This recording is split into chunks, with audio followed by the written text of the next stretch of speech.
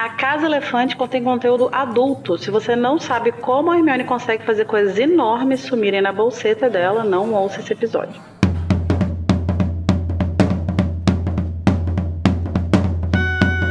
Olá, sejam bem-vindos à Casa Elefante. Puxa uma cadeira, pede um café e vem discutir a obra de J.K. Rowling capítulo a capítulo com a gente. Hoje, o 12º capítulo de Harry Potter e as Relíquias da Morte, Magia é Poder.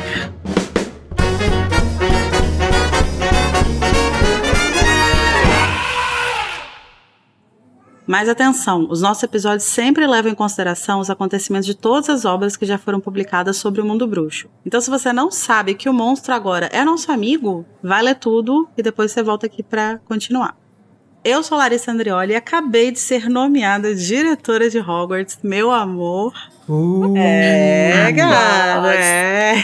E eu estou aqui com a Tamires Garcia, que já está aqui no Expresso de Hogwarts, planejando como que ela vai sabotar a minha direção, é mole? Mas menina, eu nem cheguei aqui, entendeu? Sei nem o que é essa escola. Vou chegar, vai ter um diretor maluco lá. Sei o que será de mim. Complicado.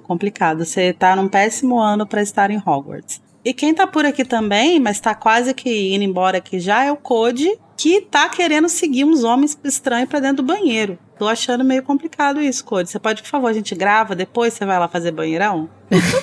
Não, gente, é porque esse negócio de escola não é mais pra mim, não. Resolvi sair da escola e seguir mais por esse caminho mesmo. Esse caminho, no caso, o caminho do banheirão. Isso aí. Vai ser feliz, amigo, é isso aí. E hoje a gente vai falar sobre planos da Cebolinha, banheirão e monumentos fascistas. Só coisa boa. Que sabor. Só coisa boa. Code, você pode contar pra gente como que os ouvintes podem entrar em contato? Então, se você quiser participar do Casa Elefante, né, com seus comentários, dando aqueles seus 2 centavos, aqueles seus 2 nuques, né, da sua opinião, é muito fácil. Você consegue achar a gente em todas as redes sociais, digitando a Casa Elefante, ora, né, que surpresa. E aí você vai encontrar lá nossos perfis e você pode comentar e participar dessa conversa com a gente. Se você quiser que o seu comentário apareça no Metendo a Colher, que é o nosso episódio de feedback, que acontece a cada 5 episódios, você pode mandar especificamente ou no Telegram ou mandar por e-mail. No Telegram, para você entrar, é o grupo Elefante. Você procura lá no Telegram, você vai achar a gente. Todo mundo tá convidado para participar e comentar com a gente lá durante a semana. E se você quiser mandar e-mail, né, você pode mandar para acasaelefante@animagos.com.br. Isso mesmo, gente. E além de participar com seus comentários, você também pode ajudar a manter o nosso trabalho vivo, apoiando financeiramente o Animagos e a Casa Elefante. Você pode apoiar a gente pelo Apoia-se, na plataforma apoia.se, e o nosso endereço lá é apoia.se/animagos. Lá você vai encontrar vários planos e várias maneiras de ajudar a gente com um cafezinho ou uma passagem internacional. Mas também me conta uma coisa. Se a pessoa morar fora do Brasil, tem algum problema? No problem. Para apoiar de fora do Brasil, você pode nos procurar no Patreon. E aí, internationally, você usa a plataforma patreon.com/animagos. Não tem .br, eu já ia falar o .br, né? patreon.com/animagos. E lá você pode também nos apoiar. Então, todos os links para todas as formas de apoio vocês encontram na descrição do episódio. Ajuda a gente. Manda mimos. Já pensou, gente, se o Casa Elefante não termina o 7º livro por sua causa? Eu acho que você não ia querer isso, né? Então... Você quer que a Casa Elefante termine os livros? E boca a boca, né, gente? Vamos botar essa boca pra trabalhar e sair espalhando a Casa Elefante por aí também pra gente, né, chegar em mais casas e mais corações. Mas agora vamos então para o grande momento, que hoje sim é grande porque eu não estou nele, graças a Deus. Ai. Eu vou estar em 2 duelos, eu estou muito triste. E é o momento do nosso duelo de resumos, né? Esse momento em que os participantes do episódio vão tentar resumir em até 30 segundos o capítulo da semana. E quem ganhar esse duelo vai poder escolher o tema que vai iniciar a nossa discussão. Primeiro, vamos jogar um dado para ver quem vai escolher quem começa a resumir. Tami, você venceu o último resumo, né? Yes! Toda a minha calma, Brasil. Conta pra mim, você quer par ou ímpar? Eu quis ímpar, então agora eu quero par pra dar uma variada. Pela primeira vez na história do podcast, escolheram o par. Então, Tami quer par, code ímpar. Vamos jogar o dado e ver. E deu par. Olha só, eu tô brilhando, Brasil. Então, Tami, você vai começar o resumo ou você vai deixar essa honra para o Code? Eu vou deixar pro Code, porque é isso. Tá bom, né? Ok, então vamos lá. Vamos lá. Então, Junior Code, você vai tentar fazer um resumo de até 30 segundos do capítulo Magia é Poder em 3, 2, 1, já. Tá, eles estão tocanhando, né? Eles estão tocanhando lá no ministério e os comensais estão tocanhando eles. O monstro faz um makeover do Queer Eye, já tá um elfo limpo, assim, cozinheiro, educado. Eles planejam muito, mas aí o Harry fala, chega de lenga-lenga, bora botar essa planeação, chega de enrolação. A Hermione fala, tá. Aí antes disso, ela põe um quadro enorme, né, do Phineas na bolseta dela, e chega o dia de ir pra Hogwarts, mas eles não vão pra Hogwarts. Mas beleza, eles vão pro ministério, Harry e o Ron, eles entram no banheirão, aí tem a descarga e tal, aí eles... Eita, um monumento fascistão, assim, no meio do átrio.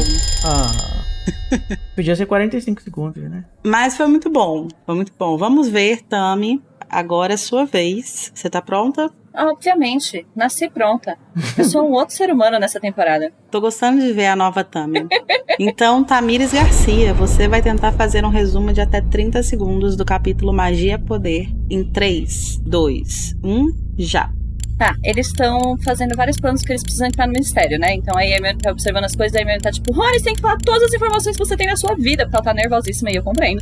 E aí eles estão anotando todas as coisas e aí o Harry falou assim, por que a gente não vai lá amanhã? E aí eles falam, você tá bem doido? Aí eu percebi, caraca, eles nem tinham data pra fazer o negócio, estão só observando e vão, né? E eles só vão. E aí eles fazem uns rolês lá, pá, substituem as pessoas, e aí entram no ministério. E aí pro ministério pela descarga. Shockley cai lá dentro, e aí várias pessoas, e aí tá chovendo, tem que ir lá na sala, vai a Umbridge. Não, lá e vai acabou. A Umbridge. Ha! Terminei. Olha, eu quero dizer que a nova Tamires é sensacional. Porque... Desculpa, Code, não tem como. Esse resumo é da Tami. É verdade. Porque ela entregou conteúdo de qualidade. Você também entregou, mas ela conseguiu ir pra um pouco mais longe que você. E ela entrega... E sempre mão da qualidade. É isso, ela entrega a assinatura Tamires Garcia de resumos, entendeu? Tem todo um branding. No meio ela solta uma coisa que fala... É lógico que esse resumo é da Tamires.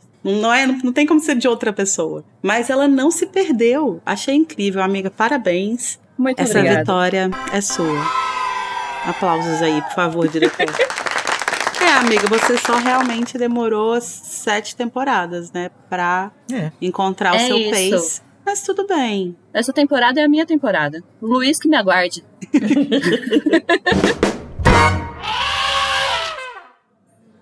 O tempo passa de fora do Largo Grimmauld e dentro da casa vemos que o trio vem se preparando para se infiltrar no Ministério da Magia com o objetivo de recuperar o medalhão que está em posse de Umbridge. Eles descobrem que Snape é agora diretor de Hogwarts e se preocupam com o futuro da escola. Monstro, que agora os trata com atenção e cuidado, vem mostrando também seus dotes culinários. Harry resolve que eles devem colocar o plano em ação no dia seguinte para desespero de Hermione.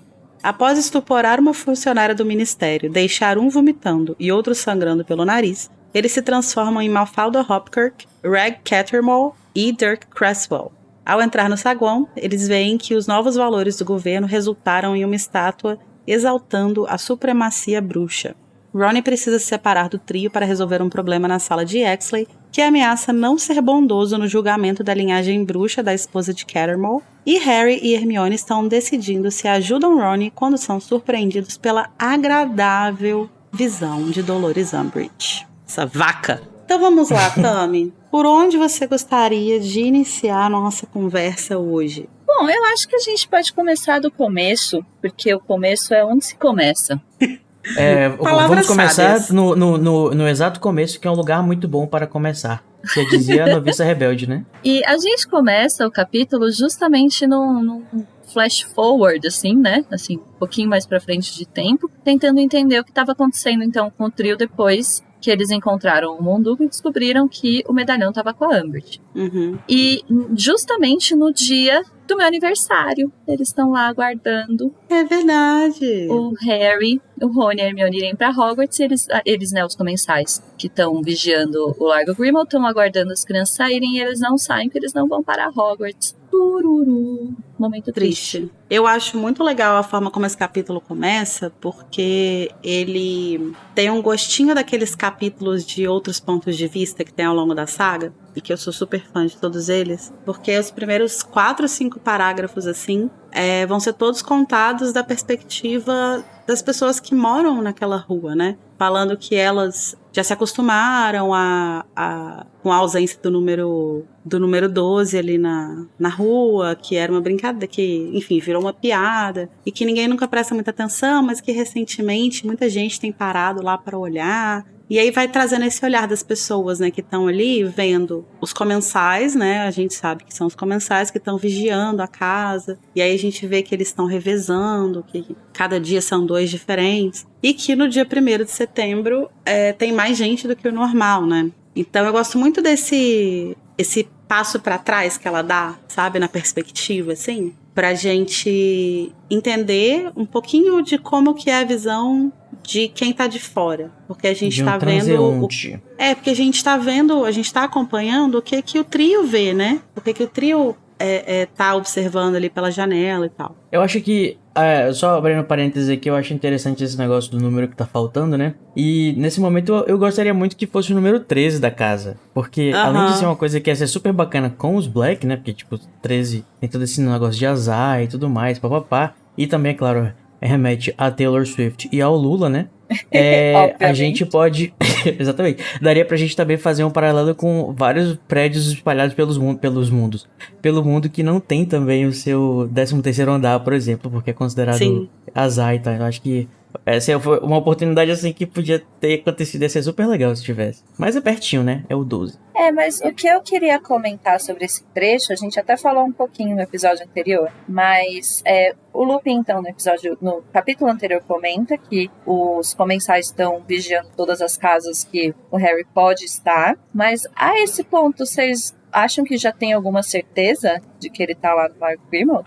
Eu acho que assim, é um palpite muito forte, sabe? Eu imagino que eles estejam espalhados em vários lugares possíveis, né? Que é onde o Harry pode estar, mas é um dos grandes... mas eu acho que certeza não. Como eu falei no último episódio, assim, por mais que eles não soubessem do segredo de que aquele lugar era a sede da Ordem da Fênix e tal, a gente sabe, por exemplo, que a Bellatrix sabe que o monstro sabia que o Sirius morava ali mesmo, e talvez pudesse ser alguma pista de que o Harry podia ser relacionado com ele. E também tem o lance de aquela casa ser propriedade do Harry, talvez pro Ministério, né? Tipo, quando o Sirius morre, talvez o Ministério saiba que aquela casa é deixada pro Harry. Sim, porque até no último capítulo, né, Hermione fala que os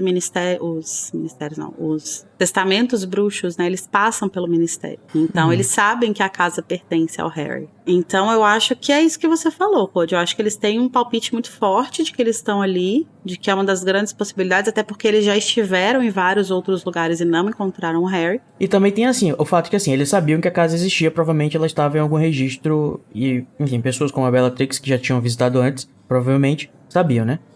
Então, se você sabe que aquela casa existe, só que aquela casa não está aparecendo pra você, alguma coisa tem aí. O que aumenta ainda mais, eu acho que a suspeita de que aquilo ali é um lugar que tá escondido com esse propósito, sabe? Mas aí eu acho que entra na questão do Fidelius, né? Eles sabem que tem um Fidelius envolvendo essa casa. Então eles sabem que, independente do Harry estar ali, não é porque o Harry tá ali que eles não conseguem ver. Eles não conseguem por causa do Fidelius, que já existia antes mesmo do Harry esconder ali. Então, isso que eu tô querendo dizer, tipo assim, se assim, a gente sabe que tem uma casa, mas a casa não tá aparecendo porque tem um Fidelius. Se tem um Fidelius, tem um motivo pra ter um Fidelius. Então, é bem possível que o Harry esteja lá. Talvez eles tenham colocado como a maior possibilidade, né? Até porque eles, nesse início do capítulo, né, vai mencionar que algumas vezes os comensais ficavam empolgados, assim, porque parecia que eles tinham visto alguma coisa, né? E depois a gente vai ver que o Harry fala que ele aparatou meio errado, assim, quase que apareceu o cotovelo dele e tal. E aí eles falam que volta e meia isso acontece. Então isso dá uma pista de que tem alguma coisa acontecendo ali, né? Se volta e meia eles veem alguém, eles têm a impressão de que viram alguém, é porque deve ter alguém. Então, e justamente o começo do capítulo é o Harry se desequilibrando, né, na soleira, Então, eu acho que a esse ponto eles já estão vigiando ali, sabendo que não podem acessar, mas que, bom, em algum momento eles vão sair e a gente vê o que faz. E eu fico pensando, né, tipo assim, eu acho que o Feitiço Fidelis não podia ficar na escada toda, né, gente? Por que tem só de ser no último degrau?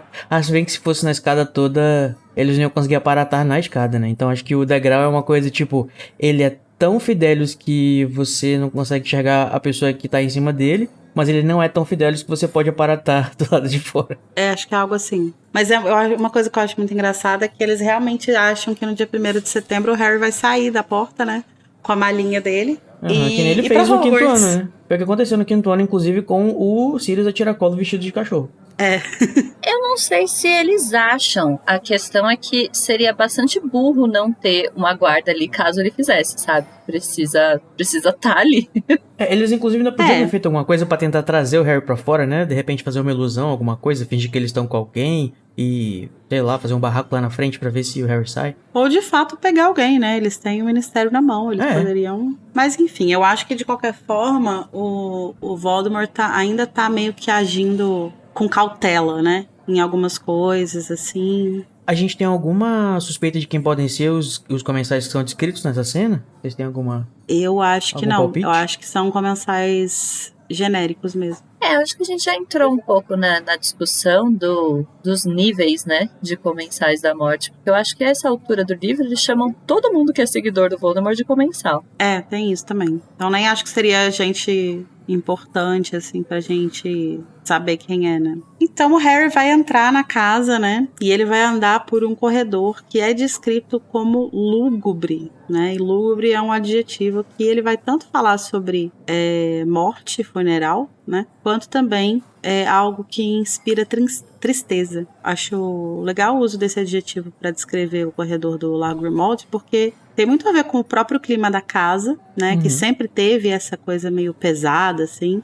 Mas ainda mais agora que ela é assombrada por um Dumbledore, né? Nesse corredor, toda vez que você entra, aparece o Dumbledore lá que o Moody fez. Ele é assombrado por uma porta velha e burra, né? Que é o Dumb Old Door. Exatamente. E não vamos esquecer que o nome do lugar também é Grim Old Place, né? Que significa que não deu pra ler traduzir, mas significa alguma coisa como assombrado também, né? Que é um lugar sinistro e velho. Grimmauld. Uma coisa que eu fico pensando sobre esse rolê do Dumbledore, duas coisas, na verdade, né? Primeiro que, não lembro se a gente já discutiu isso, mas me parece que esse feitiço que o Moody colocou, eu não sei se ele funciona exatamente como uma medida de segurança, né? Não sei se ele de fato... Eu acho uma grande pataquada. Eu acho que ele é mais uma vingança, sabe? Tipo uma... Não sei se vingança é a palavra também. Mas é mais uma coisa meio...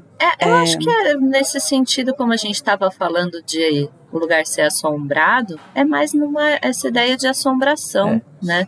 Meio que uma coisa pra perturbar o Snape, né? Pra ser justo, a gente não sabe quais são as coisas que esse vulto fariam de fato com o Snape, né? A gente sabe o que ele faz com as pessoas que não são o Snape. A gente não sabe se esse negócio atacaria de verdade, se ele ganharia corpo ou faria qualquer coisa. Exatamente.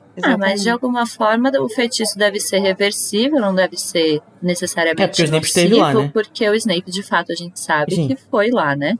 E assim, talvez ele tenha alguma coisa relacionada... É isso que eu não entendo, porque assim, parece que ele tá querendo apelar ao remorso do Snape quando ele fala assim, né, que você me matou, alguma coisa assim. Tipo assim, se o Snape fosse essa pessoa que fosse, enfim, um vilão e tudo mais... Tipo, sério que o Moody vai apostar no remorso do Snape, sabe? Tipo, não é uma coisa... A não ser que, de repente, o remorso foi o que o Snape, de fato, mostrou e foi o que fez o negócio desativar pra ele poder subir lá e fazer a rapa dele lá nas fotos da Lily. Porque, assim, tudo o que o vulto faz, que a gente sabe, é que ele prende a língua da pessoa, né? E aí, supostamente, a pessoa não divulgar o segredo. Mas assim, amado, se o Snape fosse divulgar, ele não ia divulgar indo aí, né? Ele ia divulgar fora daí. Então, quando ele chegasse com 40 comensais aí, não serviria pra nada esse negócio. Você ia falar que ele pode escrever também, que é uma coisa que o Dumbledore faz. Ele escreve o segredo no papel pra poder passar. Inclusive, é por isso que eu acho que a Hermione não podia ter revelado o segredo daquele jeito. Mas tudo bem. Eu acho que deve ser realmente uma coisa meio que pra perturbar só, assim. Porque quando o Snape vai aí, a gente não vê... Eu não lembro, na verdade.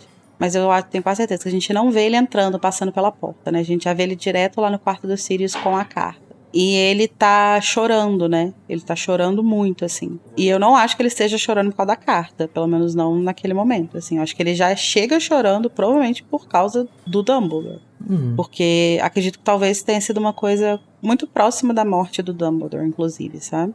Ele tava abalado no geral, né? Até porque voltar lá, ver aquele espectro, enfim. É isso. Mas assim, ele ainda não teve acesso ao quadro do Dumbledore, né? Que ele ainda não é o diretor de Hogwarts, então ele ainda não tá lá na sala do diretor, porque ele já teria conversado acho que com o quadro do Dumbledore. Mas realmente, acho que é mais pro futuro que ele vai ter esse contato, né? Ele só vai ter agora, né? Que ele foi nomeado diretor. Mas enfim, aí uma outra questão que eu tenho sobre a coisa é que o Moody fez um feitiço que sobrevive à morte dele, né? Isso é curioso, assim, porque parece ser um feitiço bem... intrincado? Não sei. Eu não sei, assim, se a pessoa consegue, tipo, na hora que ela lança um feitiço, se tem a ver com o tipo de feitiço, ou se tem a ver com a intenção dela quando lança o feitiço. Mas, por exemplo, a gente vê que quando Dumbledore morre, o feitiço que ele lançou no Harry, né, se desfaz na hora que ele morre.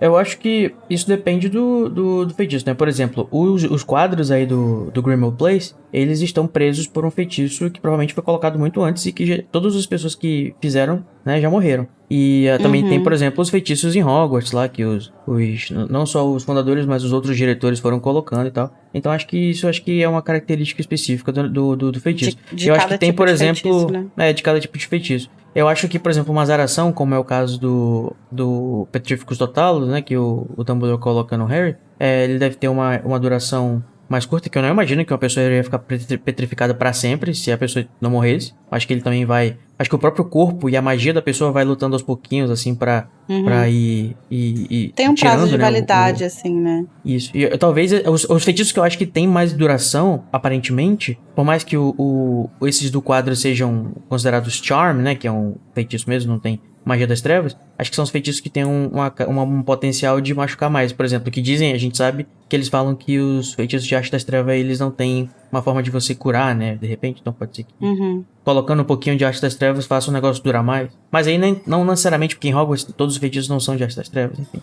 Eu acho que assim, eu já racionalizei bastante sobre isso e dá pra gente discutir se o feitiço é mais forte ou menos forte, mas uma coisa que eu paro pra pensar muito é que aquela cena especificamente com a morte do Dumbledore, eu acho muito simbólico aquele momento que o feitiço para de fazer efeito. Não é necessariamente que ele para de fazer efeito porque por qualquer lei da magia, eu acho que é muito mais simbolismo de tipo Harry percebendo o que aconteceu, sabe? Tem muito mais, pra mim é muito mais um recurso narrativo do que uma regra do mundo da magia.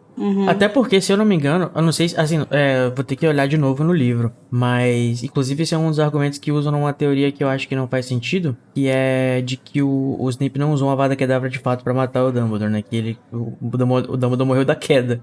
Enfim, que seria muito escroto do Snape, né? Porque seria melhor ele matar ele com a Avada Kedavra mesmo. Quer que eu te mate, seu filho da puta? Então morre aqui, ó. Supostamente ele falou um feitiço, mas usou outro. Mas dizem, né? Só que eu não concordo, eu acho que a Lari também não. E que... porque... qual que é a base dessa teoria, né? Que o Harry ele não se mexeu imediatamente depois do Avada Kedavra. Ele passou um tempo imóvel ainda. Que seria o tempo que o Dumbledore teria caído lá embaixo. Só que isso eu acho que se explica, tem que olhar direitinho no texto, pelo fato de que o Harry ficou em choque, né? Ele ficou, assim, sem ação. Então, tudo dá a entender que sim. O corpo dele realmente voltou a funcionar quando o Dumbledore morreu. Ou o choque foi tão grande que quebrou o feitiço, de repente. Pode ser isso também. Segredos da magia que nunca vamos saber, porque J.K. Rowling não tem um sistema claro, né? E tudo bem. E quando o Harry chega do trabalho, né? Que ele tava tocaiando lá o Ministério da Magia, ele se depara com uma casa completamente diferente, né? Assim, aliás, a gente se depara com uma casa totalmente diferente. A gente imagina que ela já estava em processo de mudança, porque o Queer Eye, né? Fez uma visitinha lá. Chamaram o monstro Anthony pra ser e o Jonathan Van Ness. O Anthony foi ensinar o monstro a cozinhar. O Anthony foi, exatamente. Isso, aí o Jonathan Van Ness ensinou ele a cuidar dos pelos. Dos pelos das suas orelhas, que ficaram fofinhos como algodão. E o Tan foi ensinar ele a se vestir. Eu amei. Sim, ainda a gente tem e a gente ainda tem como é que é qual que é o da casa, que arruma a casa? É o Bob. O Bob maravilhoso, que também deixou a casa brinco, com as panelas com brilho rosado. E tem o caramo, né? Que é o tipo de culture. E aí... Verdade, e agora ele ficou educado. Ele deu tipo uma aula de etiqueta pra ele. Fofo. Então, gente, aquele muito fofo, mas eu gostaria de problematizar. Vou twittar sim que monstro foi higienizado. Não, brincadeira. Eu nem sei mais esse personagem. Mas, enfim, agora, né, a casa está um brinco. Ou seja, é possível sim, tudo que você tem que fazer é agradar os seus escravos. E eles vão se lhe servir de uma forma muito mais... Eu não sei se a gente deve abrir esse parêntese aqui para entrar nessa discussão. Mas talvez seja, né, interessante. Eu acho muito, muito, muito problemático isso tudo. Essa acho cena, um bom né? parênteses. Conta pra gente. Porque assim, basicamente, até então, tudo que a gente viu do Harry de interação com elfos é dele repudiar essa instituição, essa servidão. né? Essa servidão e tal. E aí, beleza, tudo bem que a relação dele com o monstro tem uma camada a mais, né? Que tem a ver com a coisa dos Sirius e tal, enfim, tem toda uma carga diferente. Mas ele tem um repúdio muito grande a essa ideia da escravidão dos elfos, né? E eu entendo que, de forma estratégica, ele não possa libertar o monstro, né? É até o que o Dumbledore fala com ele lá quando o Sirius morre e tal. Porque o monstro, né, tem segredos ali, ele tá ali na casa, ouvindo as coisas da ordem e tal. Então, realmente não seria bom pra eles isso, porque... Você quer justiça social ou o fim da espécie bruxa? Escolha. No entanto, aqui isso vira uma outra coisa. Porque o monstro passa, assim, a servir ao Harry. E aí muda, né, o cenário, né? Porque o Harry meio que conquista ele com a coisa ali do Régulo e tal. Então, ele passa a servir ao Harry e a Hermione e ao Ron com prazer, né? Por isso que ele tá servindo bem, assim, e tal. Sim, por isso que a casa tá limpa pela primeira vez em 30 anos. Sim. Ele está usando roupas o quê? Brancas, né? E você sabe o que isso quer dizer? E eles estão utilizando essa escravidão. E aqui não parece mais, por exemplo, que a Hermione se incomoda. Parece que ela só se incomoda, né? Enquanto eles são maltratados, né? Tipo, maltratados de forma extrema. Enquanto eles são bem tratados e tal, aí tudo bem eles estarem ali. Hermione é uma liberal safada. E mais ou menos liberal ainda, porque o que eu acho mais problemático é exatamente isso. A gente tem essa certa camada, então, de que se eles são bem tratados, eles escolhem trabalhar, né? Então, essa suposta liberdade que o elfo tem, mas ele continua sendo um escravo, continua sendo submetido, então, justamente como a Larissa falou, o Harry não pode libertar o monstro por motivos tem encantamentos que impedem o monstro de revelar certos segredos, então essa liberdade que o monstro teria, ele não tem, ele continua não tendo. Sim, e é como se, e assim, a gente tem na figura do Dobby um exemplo extremo do que é o elfo maltratado, né? Que é completamente rechaçado, humilhado pelos donos e tal, essas coisas. Só que o problema, quando a gente volta lá pro quarto livro, por exemplo, quando a Hermione descobre, né, dos elfos de Hogwarts e tal, o problema pra ela não é isso, né? O problema é o sistema da escravidão ali. Porque eu tenho certeza absoluta que os elfos de Hogwarts não eram maltratados, né? Eles tinham, tipo, uma vida ok ali, né, dentro desse cenário. Mas lá ela tinha um problema com isso. Eu diria mais, Lara. Eu diria que os elfos de Hogwarts... eu vou falar uma coisa provavelmente problemática, mas é mais uma provocação pra gente discutir mesmo. Eles tinham, por estarem juntos, né, a capacidade de desenvolver uma cultura, né, que é uma coisa que os elfos domésticos, provavelmente nas casas que estão isolados, não têm. O que eu quero dizer com isso? O monstro, se ele fosse libertado, o que será que ele ia fazer da vida dele, sabe? Tipo, quais são os anseios dele? Quais são os aspectos da cultura dele, sabe? Ele não tem. Isso foi negado dele pelo fato de que ele foi escravizado. Enquanto talvez foi negado os elfos não de Hogwarts, só pra ele, têm, né? Pra todos os elfos que servem famílias, né? Exatamente. Enquanto, pelo menos, os elfos de Hogwarts, eles estão juntos, né? Eles têm uma comunidade, né? Uma comunidade, né? Uma coisa ali. Tanto é que é por isso que a Winky, por exemplo, deve sofrer tanto com a ideia de ela ser libertada. Porque, Sim. tipo, ela vira uma pessoa sem propósito, né? Ela não sabe o que fazer, Sim. já que ela não tem nenhuma que a perspectiva. cultura que eles acabam desenvolvendo é exatamente essa cultura de subserviência. Entre eles, justamente, é vergonhoso que você seja libertado, tem certas honras, tem certas vergonhas. A cultura deles é baseada na cultura bruxa e na subserviência. E, bom, eu acho que a gente já discutiu isso 1 milhão de vezes, mas eu sempre quero pontuar, eu acho que é um erro muito grande essa caracterização específica para elfos domésticos, porque você, justamente, eu acho que coloca essa falsa camada de liberdade de escolha que não é muito condizente, assim, com uma situação de um oprimido, como se o oprimido, se ele escolheu ser oprimido, tá tudo bem? Mas, assim, pensando num outro ponto de vista já sobre esse capítulo especificamente, eu acho que seria interessante dizer, eu diria que o fato do monstro estar dessa forma, assim, mais, entre aspas, feliz de estar servindo, é só pra contrastar com antes que ele tava puto de estar servindo por causa das condições diferentes, né, assim. No final das contas, assim, imaginando como é que a Hermione deve estar se sentindo nesse momento, eu acho que ela ainda deve ser absolutamente contra a escravidão, só que ela sabe que ela não pode fazer nada em relação ao monstro, e o que ela podia fazer naquele momento era tratar ele bem, né, então acho que isso talvez traga pra gente a reflexão não fica tipo assim, tudo bem ter elfos como escravos, desde que eles estejam bem tratados, e também pode ser a própria questão de, tipo assim, nem sempre a gente pode agir da forma mais moral possível, porque existem condições que atrapalham o alto do nosso moralismo também, sabe? Faz sentido. Sim. Não, eu entendo isso. Eu só acho que eu acho que é um erro narrativo. Eu acho que você cria aqui um labirinto muito, muito perigoso, sabe? Quando você coloca É perigoso, de fato. né? Você submete, então, à vontade do monstro, ele tá feliz, ele tá sendo bem tratado, ele tá se sentindo honrado, então, porque, como a gente mencionou, a cultura deles exalta isso, exalta que ele esteja servindo bem, então ele tá se sentindo orgulhoso dele mesmo, e isso, então, perdoa, aí a própria Hermione, como a Lari falou, então não se sente mais culpada.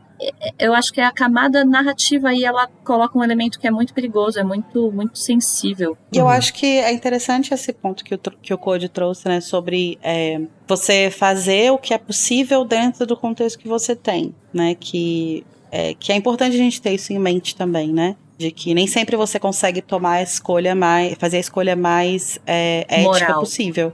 Moral.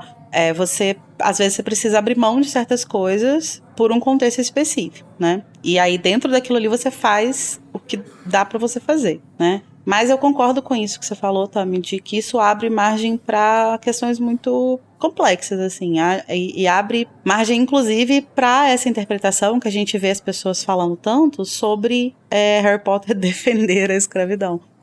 Porque eu acho que existe um discurso muito incisivo contra a ideia dos elfos no 2º, no 4º livros, e no 5º também um pouco, né? No 5º também em relação ao monstro e ao Sirius e tal, a forma como o Sirius trata o monstro. Então existe uma questão muito... É uma coisa muito incisiva que aparece nos livros, e aqui isso parece que é atenuado demais.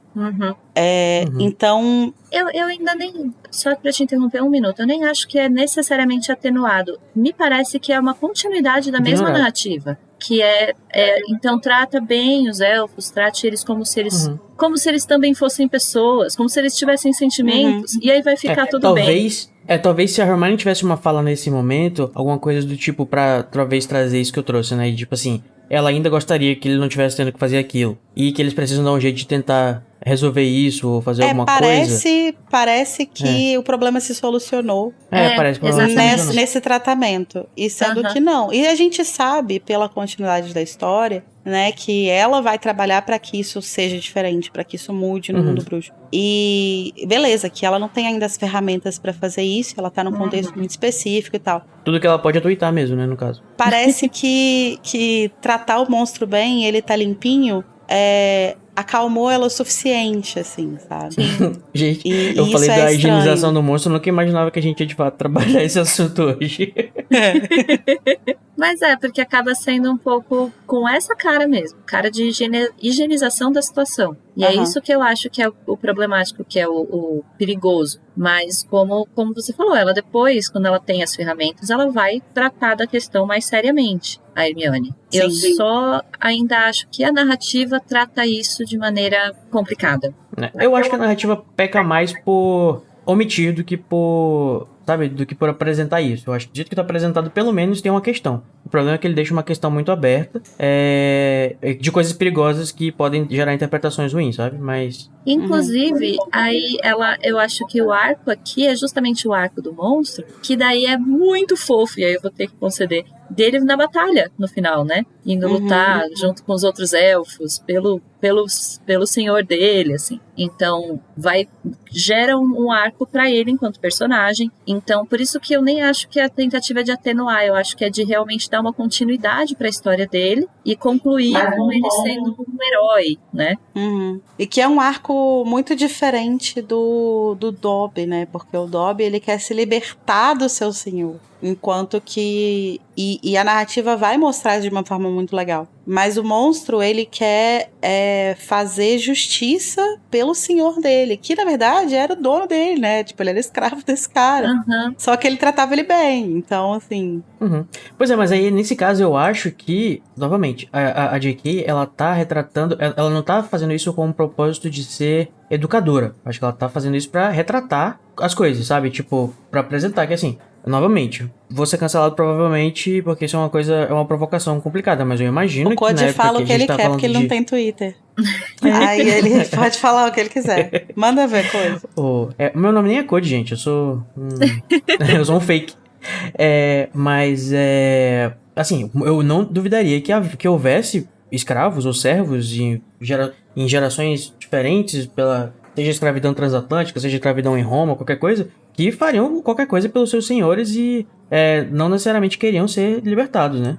Porque isso é uma coisa... O valor da liberdade, dessas coisas que a gente tem, são introjetados na gente como uma coisa absolutamente necessária, muito também pela nossa ideologia, pela forma como a gente... É um resultado de um processo que a gente teve lá com o iluminismo e a questão de todos os seres humanos são iguais e tudo mais.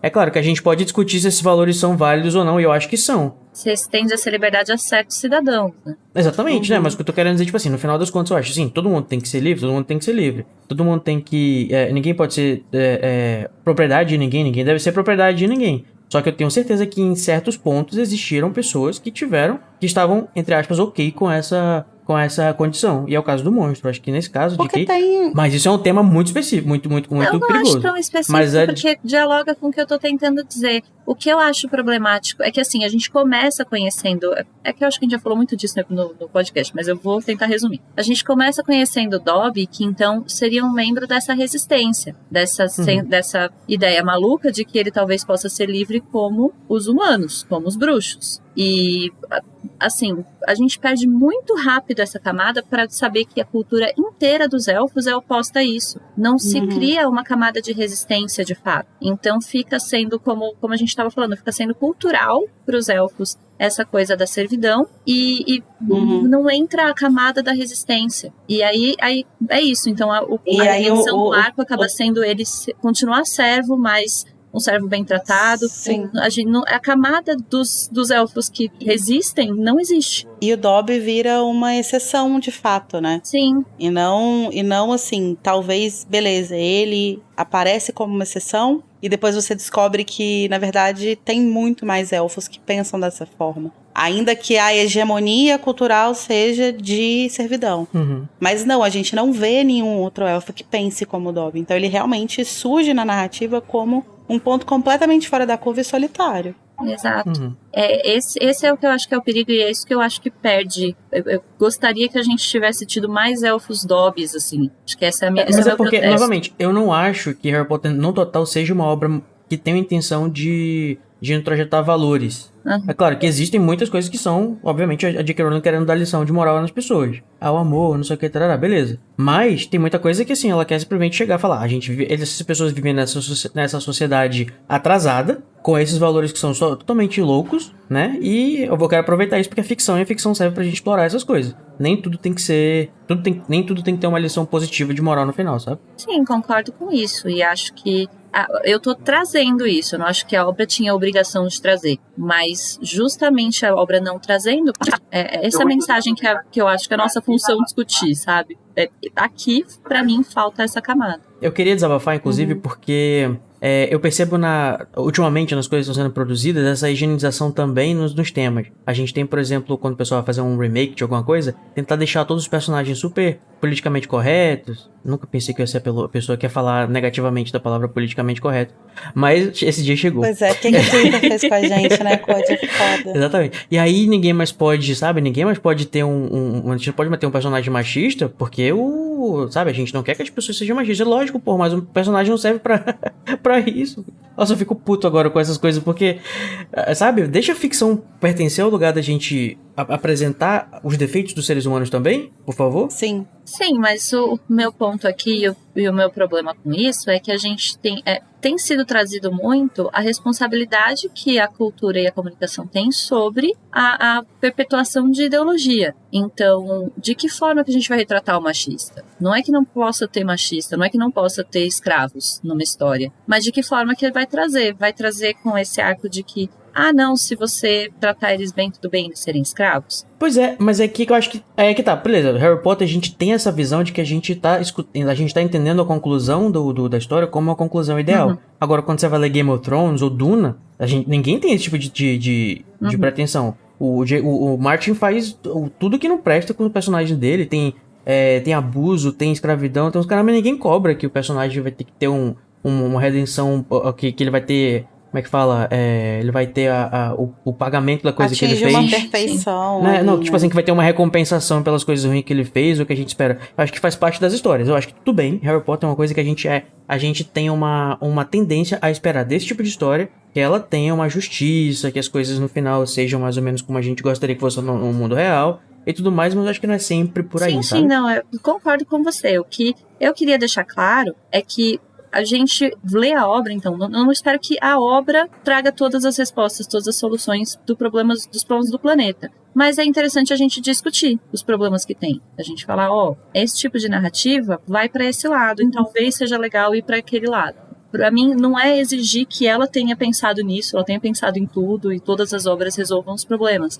Mas a gente, enquanto consumidor, não só consumir, entender e falar, talvez aqui esse arco seja ruim, entende? E é uma coisa parecida com o que a gente comentou em alguns livros já sobre a questão da gordofobia nos livros, né?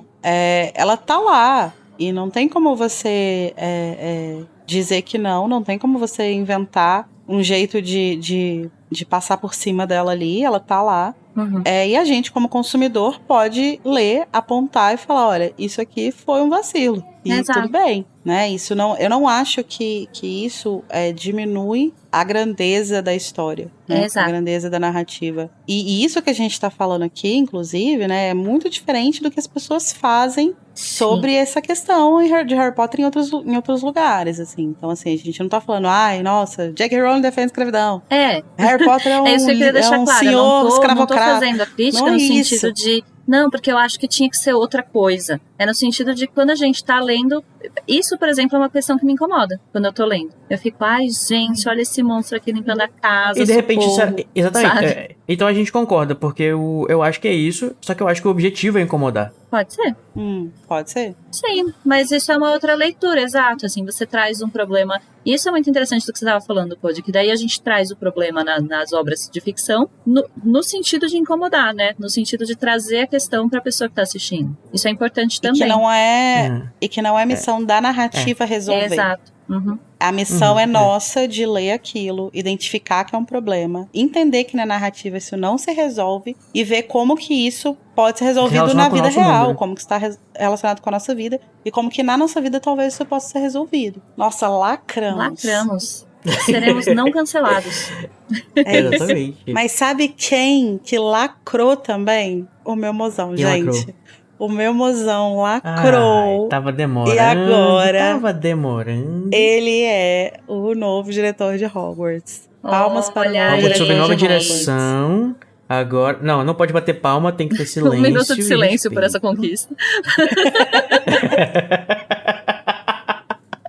Ai, eu lembrei, sabe o que, Lari? Daquela cena que começa... Eu gosto dessa cena. É uma montagenzinha quando começa a mostrar Hogwarts, como que ela tá diferente quando o Harry, né? Quando a gente chega finalmente em Hogwarts no último livro, no último filme. E aí mostra aquela música e você tem aquelas pessoas andando tudo enfileiradas. Ah, essa cena é linda. Um clima assim, um clima de darkness e tal. Eu imagino assim que é mais ou menos isso. O pessoal chegando em Hogwarts, todo aquele esplendor, aquela magia, aquelas notas maiores e tudo mais. A gente tem agora a gente tem tristeza e desolação, inclusive do próprio diretor, que deve estar odiando cada segundo que ele está passando ali. Então, essa cena no filme é muito bonita, né? Eu acho que consegue capturar tudo isso. Ele tá numa torre, né? Ele tá, tipo, no alto, acho que ele tá na torre que ele assim. matou o Dumbledore. Ele tá na torre que ele matou o Dumbledore, né? Eu não tenho certeza. Mas ele tá, enfim, no alto, assim, né? Vendo. E é muito visível, né? Como que ele tá... Como que essa cena impacta, né? Ele deve estar pensando assim, se não der certo as coisas, é isso aqui que a gente vai ter. Não, ou ele tá pensando, se não der certo é daqui que eu pulo. Eu acho que é mais possível ser esse o pensamento dele. Mas eu queria perguntar pra vocês o seguinte... Quando vocês leram o livro a primeira vez, como que vocês reagiram a essa manchete do Profeta Diário? Vocês lembram disso? Eu falei, em nome dos cuecões folgados de Merlin. Basicamente a reação da Hermione quando ela viu isso no jornal e jogou o jornal longe. Eu lembro de eu ver isso e falar, gente, que absurdo, como é que pode? Eu praticamente falei o monólogo lá do Harry. Como você ousa se ficar em pé aí no lugar onde ele costumava ficar em pé? How dare you stand where he stood? Exatamente. Tell them how you looked him in the eye. The man who trusted you. Who trusted? Assim, veja bem, esse livro eu li em traduções que estavam saindo em vários sites e eu tava lendo engolindo. Então é muito, muito difícil eu lembrar da minha reação. Mas eu me lembro de estar saboreando a vitória de ter sempre achado que o Snape era um traidor. Então eu tava, cada momento que aparecia desse, nossa, este cuzão, eu sabia. Eu sempre soube. Então eu provavelmente fiquei, sempre olha critiquei. Que deram um cargo pra ele. Eu me lembro mas a sensação que eu lembro é essa, estar saboreando a minha vitória até então. Inclusive, nossos ouvintes, se em algum momento algum de vocês leu isso e já imaginava que, se colocaram ele como diretor, será que não tem uma pulga atrás dessa orelha aí? Será que alguém teve essa perspicácia de imaginar que podia ter alguma... Porque a gente sabe, por exemplo, que o escritório de diretor só se abre porque em Hogwarts aceita, né? Tanto é que ele não se abriu pra Umbridge. Então, é claro que isso estava bem longe do pensamento de todo mundo, né? Quando isso saiu. Mas é um indício aí que se Snape podia ser nomeado pelo cacique supremo da magia, mas ele não ia conseguir entrar no escritório se Hogwarts não quisesse. Eu me lembro que quando eu li isso, eu acho que eu já comentei em algum momento isso no podcast. Foi quando a gente gravou sobre a morte do Dumbledore. Eu tava muito dividida, assim, porque eu já tava muito envolvida com o Snape. Eu gostava muito dele já. Então, quando ele matou o Dumbledore, eu me senti traída. Mas depois, assim, foi uma traição, tipo, de 30 segundos. E depois eu falei, tá bom, vou tancar ele vilão. Então é isso, ele é vilão. Então é vilão? Então é isso. Ok, então é vilão e estarei com ele lealdade. No bom e no ruim. Lealdade é tudo. Amiga, eu acho que você não é Sonserina, você é Lufana, porque você tancou não é, menina? Leal até o fim. É isso. E aí eu lembro que quando eu li isso, eu tava meio que nesse misto, assim. Tipo, eu ainda me sentia meio traída por essa coisa de repente ele se revelar um vilão, ter matado o Dumbledore e tal. Mas eu fiquei, tipo, me senti triunfante porque, já que eu tinha escolhido tancar ele como vilão, pelo menos ele tava ascendendo como vilão. Só que cada degrau que ele subia na vilania, eu pensava, a queda vai ser mais alta. Eu pensava, nossa, quando esse homem se fuder, ele vai se fuder tanto. E que, assim, até o último segundo, de fato, é o que acontece, né? A forma como ele morre é realmente muito triste. Ele, de fato, se fode muito. Desnecessário. No entanto, eu ele não não sei ele não morre. Se é desnecessário. Eu acho que justamente pra Não, tô brincando, eu não vou entrar nessa discussão nesse dramatizar mais capítulo, mesmo, assim. Pra deixar a história dele mais forte. Eu acho que é bastante necessário, inclusive. Não, assim, em questões narrativas, com certeza. Quem seria Snape se ele não tivesse morrido? Não acho que é necessário você matar Enfim, as pessoas mas vamos deixar isso pra... Mas você... Mas você acha a morte dele desnecessária, Code? A forma como ela acontece ou o fato dele morrer? Não, eu acho que ele tinha que morrer sim pra história fazer sentido narrativo e aumentar Não, né, sim, mas o que você peso dele diz como aí, que personagem. você disse que foi Mas eu acho que as desnecessário. condições da morte dele são bem Sim, desnecessárias. é Ah, dramático mesmo, é tipo, A morte, é tipo assim, como feio, resultado, sabe? Mas é desnecessário, eu entendo. depois a gente fala sobre isso, porque, né, esse capítulo vai... tá bom. Sim.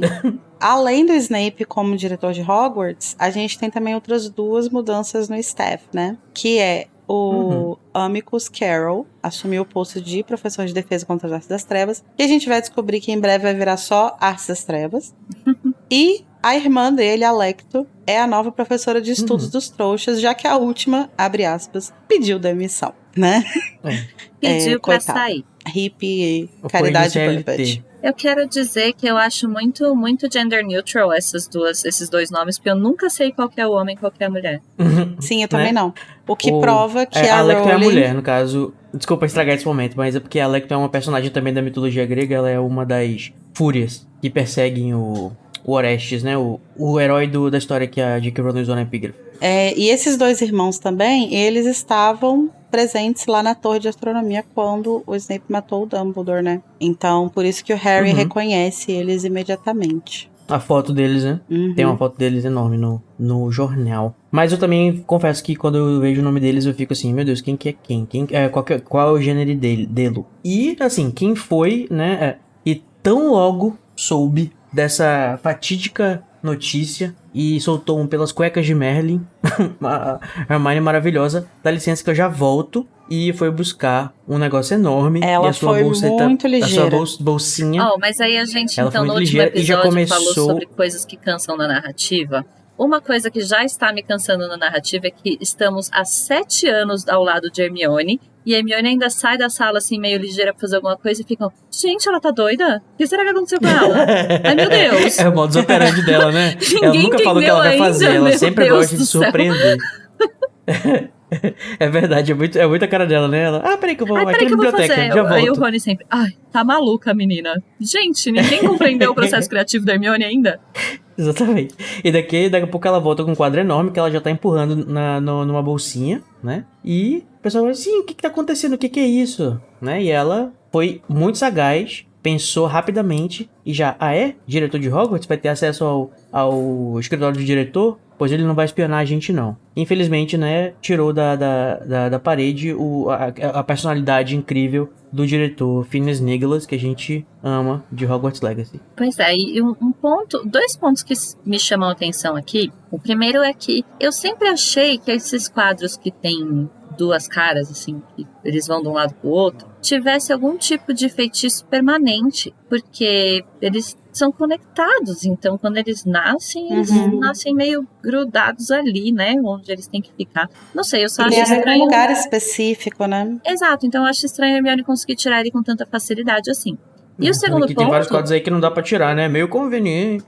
Talvez ela tenha conseguido fazer algum feitiço, alguma coisa, né? Não sei mesmo. Mas, assim, não menciona nada e eu acho um pouco estranho. E a segunda coisa é que, assim, ela coloca o quadro dentro da bolsa, o que pode ser muito sagaz e poder, assim, se realmente fosse um problema, teria sido um problema. Era melhor ela tacar fogo no quadro mesmo, né? Imagina se o Snape não fosse do bem, né, gente? A merda que ia dar esse negócio. Ela, assim, olha a cabeça dela. Eu vou tirar ele daqui pra ele não espionar a gente. Vou colocar ele andando sempre com a gente. Eu acho que talvez talvez, assim, o que ela raciocina aí é que ele pode ser útil em algum momento pra eles, e se eu não me engano tem algum ponto da narrativa em que ela vai chamar ele, perguntar coisas pra ele. Isso é verdade. Né? E o fato dele estar na bolsa, como eles estão na casa, né? A bolsa tá sempre fechada. Então, na casa, eles estão em segurança, porque eles não vão ficar abrindo a bolsa, e ele só vai ouvir, né, trecho de conversa deles, quando eles estão trocando de lugar, né, acampando em vários lugares e tal, então eles estão sempre abrindo a bolsa. Então, assim, eu acho que, imediatamente me parece mesmo que seria mais lógico eles esconderem em algum outro lugar, mas eu acho que até faz algum sentido, assim, eu consigo passar esse pano. Não, também ela agiu de uma forma muito rápida, né, no final das contas ela agiu com instinto e deu certo, né? Ela rolou jogando RPG, Ainda bem que ela não era uma pessoa instinto... real e sim um personagem de uma narrativa. Exatamente. E deu muito certo e acabou sendo que salvou eles, né, no final das contas. Uhum.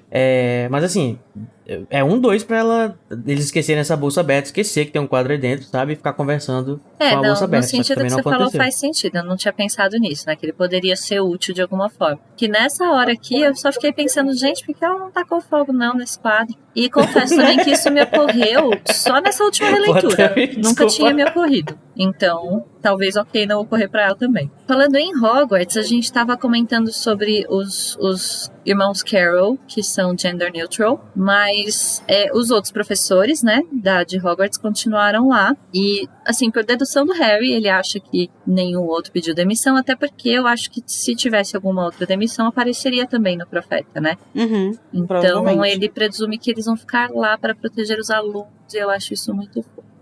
Resistência bruxa. E ainda, além do mais, ele ainda fala assim, não que eles tivessem escolha, né? Porque se eles decidirem se demitir, provavelmente eles vão passar um tempinho em Azkaban. Eu acho que eles fazem uma escolha, os professores, né, fazem uma escolha muito consciente de que a salvo eles não estão em nenhum lugar. Então, pelo menos em Hogwarts, eles podem ter alguma ação positiva, né? Eu fico imaginando como é que não deviam ser as reuniões de professores nessa escola, gente. Imagina. Imagina o Snape passando, todo mundo virando o olho, virando a cara. E devia ser um shade atrás de shade o tempo todo. Mas ainda mais ele sabendo que foi ele que matou o Dumbledore. Nossa, deve ter sido muito difícil pro Snape, hein? Tadinho. Ai, quando eu... Amiga, mas assim, um ano foi um ano de sofrimento mesmo, assim. Não só isso, mas o tempo que ele passou com os comensais, o Snape, assim, ele teria toda a minha compadecência se ele não fosse só muito insuportável. Ele é uma pessoa muito intragável, gente. Tem que todo mundo tratar mal. Ele mesmo trata todo mundo mal. Vou te tratar bem pra quê? Pessoa escrota. Eu, hein? Aí ia ser o Harry, o menino que sofreu a vida toda também quando era criança, mas virou um rapaz exemplar de moral perfeita. Mas eu acho uma das coisas... Hoje em dia eu penso sobre outras coisas na vida, né? Eu não penso mais tanto sobre isso.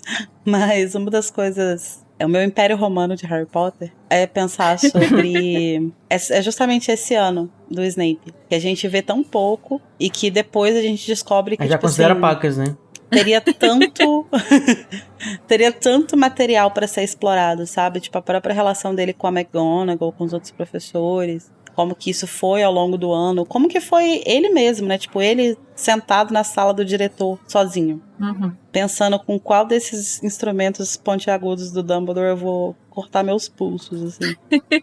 E ele se mantém... O que eu acho muito interessante da personagem é que ele se mantém no papel de agente duplo sempre. Então... né? É um traço de personalidade dele que eu odeio, que é o fato de ele ser muito frio, de ele ser muito... Agora é foda, né? Ele não se relaciona muito com as pessoas de fato. Então, não importa um pouco o lado que ele não tá muito nem aí pra ninguém, eu acho. Se ele tivesse uma pessoa que ele pudesse contar, né? Uma pessoa pra ele pelo menos poder ter... E se lembrar que ele não é aquela pessoa de verdade, que aquela cara que ele tá fazendo não é a dele, sabe? Uma pessoa que ele pudesse ser de fato ele mesmo e acaba, acho que é difícil, eu acho que a pessoa acaba meio que até absorvendo. Você já ouviu falar no método dos atores? Mas não é da personalidade que dele a pessoa começa ser de fato afetuoso. Eu não acho que ele, de toda forma, se tivesse alguém, ele ia se abrir, falar, ai, meus sentimentos, sabe? Não, mas eu acho que não é nem em relação a isso, assim, mas eu fico pensando... Tem uma fanfic que eu li uma vez, enfim, é uma fanfic que eu li muitas vezes, eu até traduzi ela, e que quando ela chega nesse ponto, né, do 7º livro, tem um momento em que ele fala que ele estava tão preso nessa narrativa que ele estava vivendo, de servir ao Voldemort e tal, mas lá ele estava tão isolado de todo o resto do mundo, né, e não tinha mais a ordem e tal, que ele esquece até o que ele tá fazendo, por que ele tá fazendo. E isso é uma coisa isso que o Cody falou, de ter pelo menos uma pessoa, eu acho que não é nem em relação a sentimento, é em relação a realmente ele lembrar... Conseguir sair do personagem qual que é de a vez missão em quando, dele. Né? Isso, e não sair do personagem de tipo assim, não, na verdade eu sou uma pessoa cheia de amor pra dar, mas sair do personagem de servo do Voldemort. Sim, e Isso o é uma que coisa eu fico muito pensando pesada. é que, na verdade, ele acaba usando muito o quadro do Dumbledore pra isso, né? É, isso que eu ia É a dizer. única A coisa sorte dele é que que ele ele tecnicamente tem um ambiente seguro. O ambiente seguro dele, que até onde a gente não sabe se tem um bug, né? De alguém espiando ele. Mas o lugar onde ele pode ser mais assim, aberto é no escritório, de frente pro Dumbledore. sozinho. Sim, Isso só é que bizarro. ao mesmo tempo, Fazendo tipo uma call com um quadro. com Uma Morgan, call de no 24 caso. horas. Só que ao mesmo tempo, as memórias que a gente vê dele interagindo com o quadro, ele tá sempre, tipo, puto com o quadro. Porque ele, além dele ser uma pessoa, né, com uma personalidade muito complicada nesse sentido, ele tem ainda muito ressentimento do que o Dumbledore fez ele fazer. Então, mesmo o espaço seguro dele é um espaço que lembra ele das ações horríveis que ele tomou pra seguir com o plano do Dumbledore. Ai, Exato. gente, tadinho. Mas assim, ele escolheu também, né, Lari? Não vamos dizer só que o Dumbledore fez ele fazer, porque ele... no momento que ele, Não que ele obrigou decidiu, ele a fazer, né? É. Mas assim. No momento que ele fez questão que ninguém soubesse que ele era não sei o que, ele se apresentou como espião e é pra isso que ele serve. Mas ó, a primeira vez aqui Sim. na história desse país que eu vou defender o Snape, mas Vai, às Tami, vezes vai, nem Tami. necessariamente a gente faz escolhas que a gente consegue lidar direito depois. A gente É, escolhe eu acho e que depois sim. faz, Exatamente, é. eita, Bom estou ponto. um pouco É. sobrecarregado Ainda por essa mais- escolha. Pode fazer uma escolha e mesmo assim ficar puto com o resultado, né? Uhum. Ainda mais considerando que ele fez essa escolha quando ele tinha, tipo, 21 anos de idade. Não, Verdade. essa escolha de estar ali na posição que ele tá, de estar fazendo o que ele tá ali enquanto agente duplo, ele fez com o Dumbledore no ano anterior. Não, eu digo a escolha Não. que o Code mencionou, dele, tipo, não quero É. que ninguém saiba. Portanto, Tá, entendi. ele surge Você vai como ser um um espião espião. em potencial. Ele já era um espião na Primeira Guerra, né? Então, ele fez essa escolha ele fez quando ele tinha 20 anos de idade. Isso abriu o caminho para que ele escolhesse novamente agir como espião recentemente. Pensando na nossa vida, assim, o quanto que a gente é refém das escolhas que os nossos eus mais imaturos fizeram no passado, né? Em todas as coisas. A gente literalmente é o que os nossos eus de 20, de 15, 10 anos escolheram. Fiquem aí com essa. Bonito, profundo. Complicado. Podia ser o contrário, né, Akira?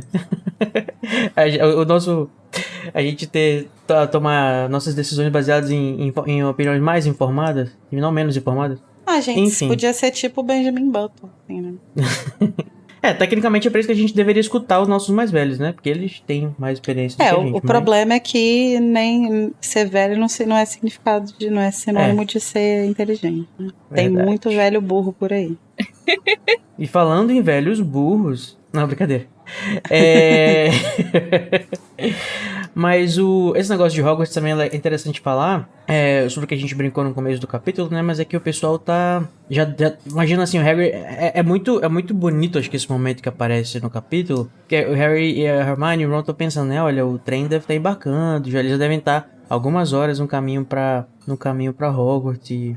Sabe, quebra meu coração de imaginar que eles não estão indo pra Hogwarts e que nesse momento, né, o Neville, a Luna, o pessoal da armada estão provavelmente já pensando em como é que eles vão se armar pra se defender e defender a escola. E a gente vai ver depois que eles vão de fato atormentar muito o Snape, né? Eles vão fazer Exatamente. várias coisas e tal. Mas é muito triste Será que o essa Snape cena, ficava realmente. orgulhoso disso ou ele ficava puto mesmo? Imagina assim, na cabeça dupla dele, como é que será que ele encarava essa resistência, sabe? Eu ao acho mesmo que ele tempo fica podia- puto porque ele acha que é burro fazer isso, porque eles estão se expondo. E ele, de uma certa forma, precisa punir. Então, Não, ele Precisa sim, com punir, certeza. mas também precisa proteger. E aí, então, assim, mas é eles nesse estão. sentido que ele acha que é burro mesmo, assim. Ele precisa punir eles, ele Uhum. precisa se manter naquela posição e fica, mano, para.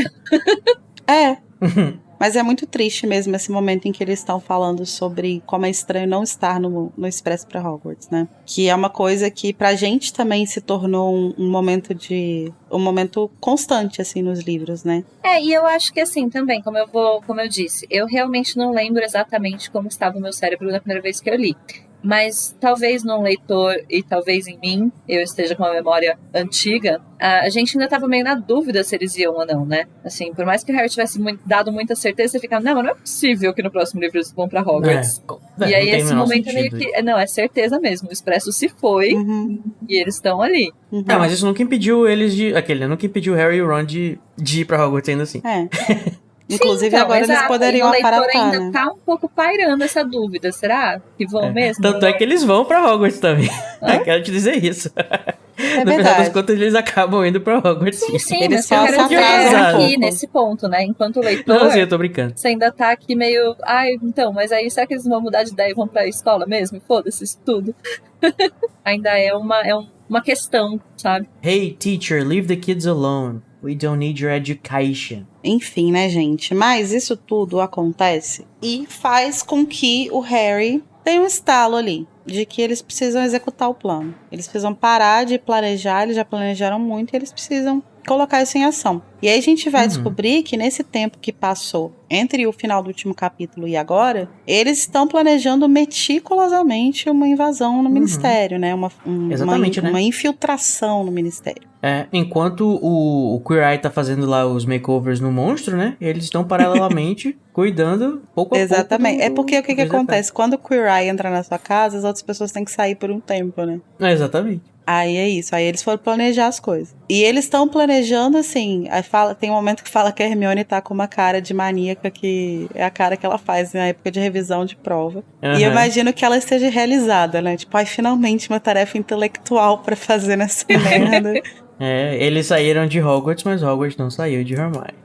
É isso. E eu acho legal esse negócio de eles estarem planejando as coisas, porque eu tenho a impressão, não sei se é por causa dos filmes, de que eles sempre partem pra ação com o mínimo de planejamento, né? O que eu, né, como metade Corvinal, metade Sonserino, acho uma coisa meio imprudente, né? Você tem que ter um planejamento. Antes de você ir num lugar pra você storm lá, entrar lá com o pé na porta e fazer as coisas, você tem que fazer um batimento, né? Fazer um scouting, dar uma observada nas coisas, ver como é que é o fluxo, conhecer as pessoas que você vai enfrentar, a depois você ir. Tudo bem que tudo pode dar errado, mas acho que é melhor você estar melhor preparado do que não preparado. E eles ficaram, inclusive, por um bom tempo. Eu acho que o Harry, inclusive, já está muito certo, assim, de tentar entrar em ação, porque eles já estão há um mês fazendo vigílias de 7 horas na porta do negócio. Então, assim, parabéns pro trio. Parabéns, vocês arrebentaram. 3 grifinórios fazendo trabalho de tocaia. Me deixaram muito orgulhoso. Mas assim, eles fazem um plano meio cebolinha, né? Eu acho interessante porque é isso. Então dá a entender que eles têm um plano muito elaborado. E de fato, depois a Hermione vai repassando e eles têm mesmo. Eles têm a poção polissuco, eles têm um plano pra entrar. Mas quando o Harry fala, a gente tem que fazer amanhã, eu parei pra perceber que eles não tinham uma meta final, assim. A gente vai fazer tal dia, de tal forma. Eles só, estavam planejando. Vamos planejar, vamos continuar planejando. E aí fica um pouco cebolinha também. Eu acho que, novamente, né, Code e se eles quisessem pegar ainda mais intel, eu acho que talvez seria um momento bom pra eles terem contato com alguém da ordem aí. Sabe, tipo, falar com o Arthur, de repente. Ou falar com alguém, dar um jeito de falar com essas pessoas, nem que fosse sobre disfarce, ou em algum lugar, né, do jeito que eles estão aí, de repente pegar uma polissuco e tentar abordar alguém de alguma maneira, não sei, aparatar, porque eles não têm o Trace mesmo. Só que eles realmente estão bem independentes nessa questão. Eles não sabem, por exemplo, quando é que vai... Imagina que tá acontecendo um evento aí na hora, de repente vai que a Umbridge tá doente, ela não foi trabalhar nesse dia. Sabe, não... Tem muita coisa que... Eles fazem o batimento do lado de fora, né? Então a gente sabe que nesse dia ela vai ter uma reunião, então vamos nesse dia, sabe assim? Estamos planejando várias coisas. Vamos fazer amanhã? Acho que rola. Sabe? Exatamente. E também tem a questão de que eles veem tudo do lado de fora. Eles não sabem como é que tá lá do lado de dentro. Vai que lá dentro tem alguma coisa que é capaz de acabar com as ilusões, tipo a queda do ladrão. E acabou com o espaço deles, por exemplo, né? Ou essa questão, né? A Umbridge não tá disponível. Ela foi demitida, sei lá. E é curioso, assim, porque a ideia de ir pro ministério buscar ela é a primeira ideia, né? É a primeira ideia. Bom, que a gente sabe, né? Então, assim, não passa pela cabeça deles, aparentemente, a ideia de buscar ela em outro lugar, né? Tentar encontrar ela em outro lugar. Sim, gente, vai na casa dela que só tem ela e os gatos. Vocês são 3. Onde que é a casa dela, gente? Sem o Google? Mas pelo amor de Deus, tem um mês pra isso. E uma capa da visibilidade, e magia, e poções, sabe? Eu acho que dá pra você descobrir, sim. Faria muito mais sentido, não seria tão interessante, lógico, pra história, porque a gente tem que ver o ministério e tudo mais, é bem bacana. Mas eles são 3 contra 1 na casa dela, tem ela e os gatos, e faria muito mais sentido, eu acho, do que eles irem pro Ministério da Magia, onde eles são absolutamente perseguidos e procurados, né? Só pra tipo, ter realmente esse momento de tensão Não, que é eu uma delícia entendo, de ler. mas assim, se eles ficassem um mês esperando pra descobrir onde ela mora, talvez não fosse tão produtivo também, né? Era melhor ficar esse um mês justamente se planejando pra entrar no ministério. Eu acho que essa parte do plano é Não, bastante mais eu não sábia, na disse que eles verdade. precisariam de um mês pra descobrir onde ela mora. Eu disse que um mês seria mais do que o suficiente pra eles descobrirem onde ela mora. Não sei, não. Esse plano eu passo. É, eu acho eu não sei que qual essa parte seria- do plano tá bem. Eu acho que a parte do plano, assim, como fazer tá muito bem planejada, mas a execução não tava, e justamente por isso que eles decidiram meio que impulsivamente. Então eu acho que a gente consegue fazer amanhã. Porque a parte que deu errado, inclusive, que eles se separam, que um monte de coisa acontece, eles não tinham bem planejado, né? Uhum. O cara trabalha na manutenção, eles não imaginavam que podia ter um problema que necessitasse da manutenção. Tipo isso. É. Essa parte do plano só que é um pouco capenga. Mas o planejamento pra entrar, eu ainda passo o plano sim. Não dá pra achar a mulher na casa dela. Parecer tcharam. Ai, gente, claro que dá. Eu acho que não seria difícil. Eu acho que em um dia tu consegue descobrir onde ela mora. Se você fosse minimamente inteligente. É, a questão é essa. Ah, mas... Ser minimamente inteligente. Não, tô pedindo. Enfim. Mas, de qualquer forma, eu acho...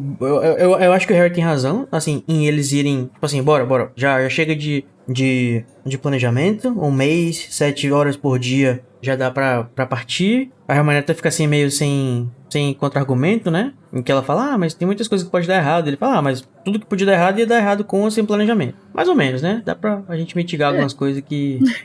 como um pouquinho mais de planejamento. Mas eu acho que eu sou uma pessoa que eu gosto muito de planejar, mas eu confesso que eu também gosto muito de improvisar. E eu acho que às vezes as coisas que eu faço improvisando, às vezes saem até melhor do que as coisas que eu faço planejando. Mas acho que tem que ter um equilíbrio, né? Entre as duas coisas. Eu acho que nesse ponto eles estão bem equilibrados. Eu acho que o que rola aí é que eles têm duas pessoas no grupo, né, que são muito opostas, assim, né? A Hermione, ela é do planejamento, ela é da meticulosidade, do detalhe, né, da obsessão com as coisas, assim, até ela ter certeza de que tá tudo muito certo. Enquanto que o Harry é uma pessoa do improviso, ele é a pessoa do impulso. Uhum. E aí, eu acho que assim, se não tivesse a Hermione, o Harry tava fudido, tinha morrido. E o Se Ron não é tivesse o cômico. Harry, a Hermione não ia sair da casa, ela ia ficar planejando 50 anos, assim, né? Então, Exatamente. a junção dos dois é muito boa, porque eles precisam do impulso pra eles pararem de planejar e ir, mas ao mesmo tempo, eles só vão porque eles têm um plano. Uhum, Minimamente estruturado. Se eles não tivessem, a Hermione realmente nem sairia de casa. Não, mas assim, só pra exemplificar o que eu quero dizer. Eu sou muito Hermione, então eu sou muito de planejar as coisas e deixar as coisas muito assim e tal, porque... E aí, né, ao longo da vida eu fui aprendendo que às vezes a gente precisa fazer as coisas só fazer. Mas teve uma vez que eu fui fazer uma entrevista de emprego, que eu não sabia onde era, e era naquela época, antigamente, que a gente não tinha celular para consultar o Google das coisas. Então, eu peguei no meu computador, eu coloquei o endereço do lugar, eu coloquei todos os ônibus que eu tinha que pegar, o ponto que eu ia pegar, aonde que eu ia descer, o que eu ia fazer. E eu fiz certinho o caminho, eu cheguei lá no horário e foi lindo. E eu esqueci de olhar o caminho de volta, veja bem. Então, como que eu saía de lá, Jesus? Eu não sabia sair de lá. E eu olhei em volta e eu falei, o que está acontecendo? Peguei um ônibus pro lugar errado, fiquei 3 horas para chegar na minha casa. E a sensação que eu tenho desse plano deles é mais ou menos isso. Eles planejaram tudo para chegar, mas eles não planejaram sair, sabe? Verdade. Quase tudo pra chegar, né? Mas você conseguiu voltar pra casa, né, amigas? Que importa. Eu consegui, mas eu peguei um ônibus pro lugar errado, fui pro terminal Santo Amaro, eu tava muito mais perto da minha casa do que o terminal Santo Amaro, e aí eu demorei 3 horas, literalmente, pra chegar em casa, porque eu dei uma volta que eu não sabia dar, eu só peguei ônibus que eu sabia o nome e fui tentando chegar em casa. Mas e o emprego? Pegou? Não, foi só estresse. Mas você aprendeu lições para a vida, que lições é mais para a vida, do que planejem a volta também, não só a Muito importante planejar a volta. Inclusive, a gente não vai ter acesso ao plano inteiro, né, gente? Porque as coisas começam a dar errado e eles precisam adaptar e improvisar. Que é uma coisa que eu acho que deixa a narrativa, falando extra-narrativamente, muito interessante. Né? Quando você vai fazer uma história de heist, né, que é esse tipo de evento aqui, que algumas pessoas estão se preparando para infiltrar em um lugar, coletar alguma coisa, ou pegar alguma coisa e tudo mais e sair. Geralmente a gente vê, né, nesses filmes de roubo e tudo mais, as pessoas fazendo vários planejamentos, eles vão várias vezes eles observam um plano e ficam recitando uma vez cada uma pro outro, às vezes criando um plano B, se isso aqui não der certo a gente faz isso, isso aqui não. Só que na hora sempre dá alguma coisinha errada que levanta a tensão lá pra cima da história e a gente fica com o coração batendo forte, né, pra saber como é que eles vão fazer agora pra resolver a coisa que não deu certo. Eu acho isso uma delícia de ler e eu amo essas histórias de heist. Eu adoro aquele filme. Ai, que agora eu não vou lembrar o nome em português, mas que é o tipo 11 Homens um Segredo versão feminina. Que tem a Sandra Bullock, Anne Hathaway, Rihanna. Eu não vi esse ainda, mas eu Gente, adoro o esse original. filme é uma delícia. Eu amo esses filmes de você planejar as coisas assim, pra roubar as coisas. Acho incrível, me dá muita vontade de ser uma criminosa. La Casa de Papel, que todo mundo odeia, eu amo La Casa de Papel, acho ótimo. É bom também. A primeira temporada, né? A campanha de RPG que a gente tá jogando é uma campanha de heist. Mó legal. Fica aí a dica pra quem gosta, pra participar. Mas assim, vamos lá, vamos dar uma olhada nesse plano, né? Eles precisam coletar pessoas específicas, né? E deixar elas inconscientes. Aliás, nem todos, né? Que inclusive eu acho que isso é um defeito do plano deles. Eles resolvem mandar o cara pro hospital. E só um que eles deixam inconsciente. E assumir suas identidades, né? Eu digo por que eu acho que é meio estranho você só mandar a pessoa pro hospital, né? Porque, sei lá, acho que é muito errante você ter a segunda pessoa que você tá tentando impersonar por aí, sabe? É uma coisa que pode dar alguma coisa muito errada. Eu acho que eles... Tem um momento que eles falam, eu acho que seria pior se ficassem diversas pessoas desacordadas e tal. Mas eu não acho não, velho. Assim, lógico, se alguém achasse ia ser suspeito, mas coloca na bolsa. Enfia na bolsa da Hermione a pessoa. Eu acho que é melhor isso do que esse risco que eles correm, né? Que o cara que eles mandam... O cara que o Ron se transforma, né? Ele sai vomitando e tal, ele vai pro St. Mungus. Só que a mulher dele tá sendo julgada na comissão de registro dos trouxas naquele dia. Então é óbvio que ele vai tentar resolver esse problema o mais rápido possível. Né? E vai voltar, e vai pra lá. E me admiro até que ele não foi junto com a mulher pro ministério, né? Mas, enfim. Mas esse cara é engraçado que ele é justamente o ponto que deixa o plano mais vulnerável, né? Tipo, tem o ponto de que a esposa dele tá nesse negócio e o fato de ele ser o cara da manutenção que vai resolver alguma coisa. Então, ele é o ponto mais sensível do plano. Que eles não previam essas duas coisas. Sim, esse tipo de coisa eles sabiam que eles iam ter que improvisar mesmo. Porque eles tinham que ter que lidar com o que acontecesse ali. Por isso que eles tinham que ter planejado como sair, assim, um ponto de encontro, sei lá, um patrono falante. Não sei. Vai rolar patrono nesse plano, mas sem querer.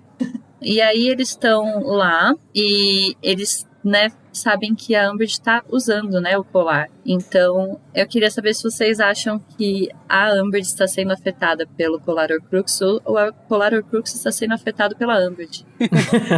Eu acho Quem que é mais tóxico, né? Eu acho que ele sentiu uma vibe pesada, assim. Ela pôs ele no pescoço e ele falou, nossa senhora. Eu não aguento alguém pra me tirar dessa mulher. Que vibe tóxica é essa aqui? É tipo aquele lance, né, se você joga um celular Nokia no chão, você quebra o chão. É tipo isso. E é bizarro, porque daí fica pior ainda, né? A Umbridge deve se tornar uma pessoa ainda pior usando o Horcrux. E ela ainda vai lá julgar os trouxas. Só tristeza e sofrimento. Mas antes de eles irem, né, no final, de tudo isso, eu lembro que a gente falou no último episódio, que era esse Trio Maravilha aqui também, de que o outro Trio Maravilha, né, o Golden Trio, bom, especificamente o Ron e a Hermione, eles estão num clima, assim, de belisca, de tapas e beijos, não sei o quê. Tem uma tensão sexual.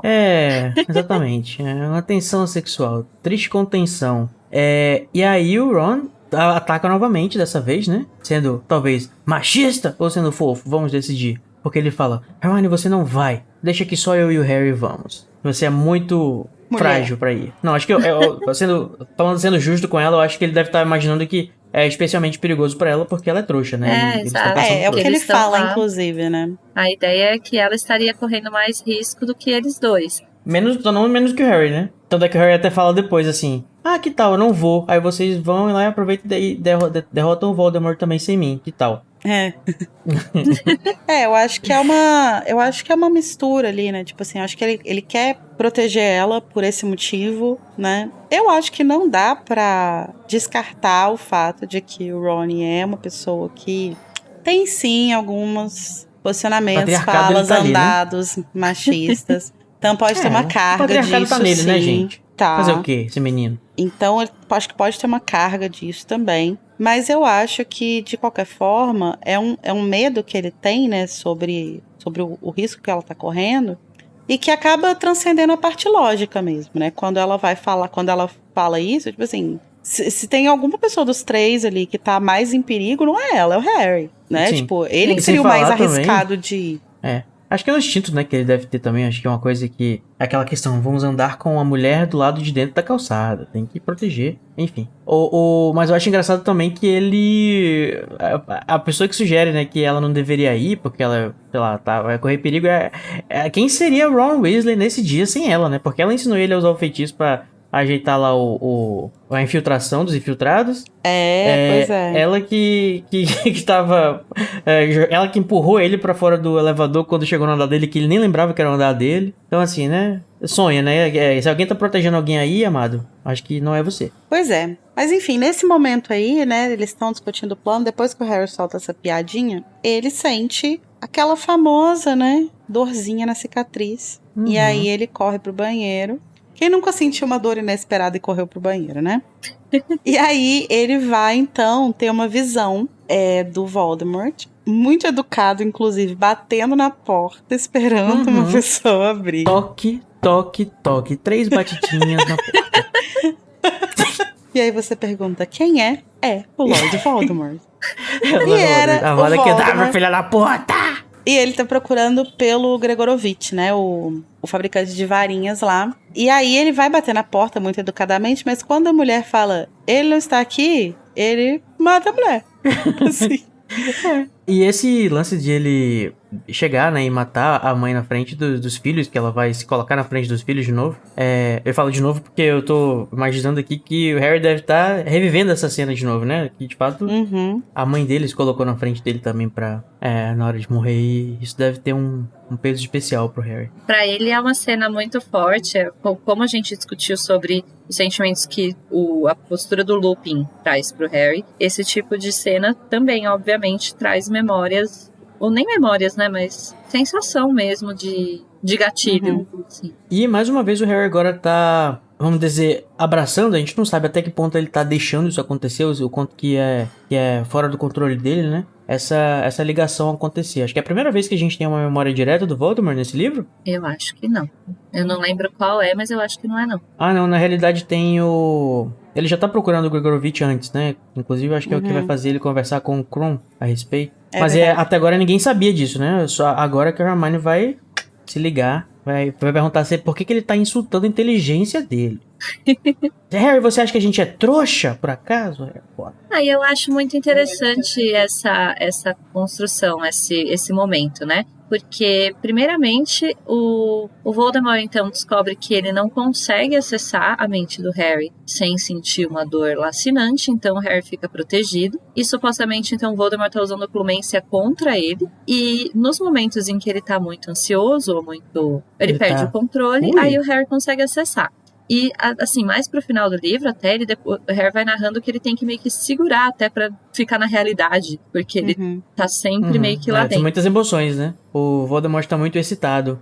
Excitated. E aí... eu amo que a Lia traduz a palavra excited pra excitado. E fica sempre muito bizarro. Mas aí, o que eu acho legal é que, assim, né? Como o Code acha que é muito conveniente que essa conexão exista... Não, peraí, não... Pera lá. Eu não tô falando de forma negativa, eu tô dizendo que eu quero dizer que é muito conveniente para a narração, mas não acho uma coisa negativa, é um elogio. Eu acho que é uma boa sacada o fato de, assim, um livro que é majoritariamente...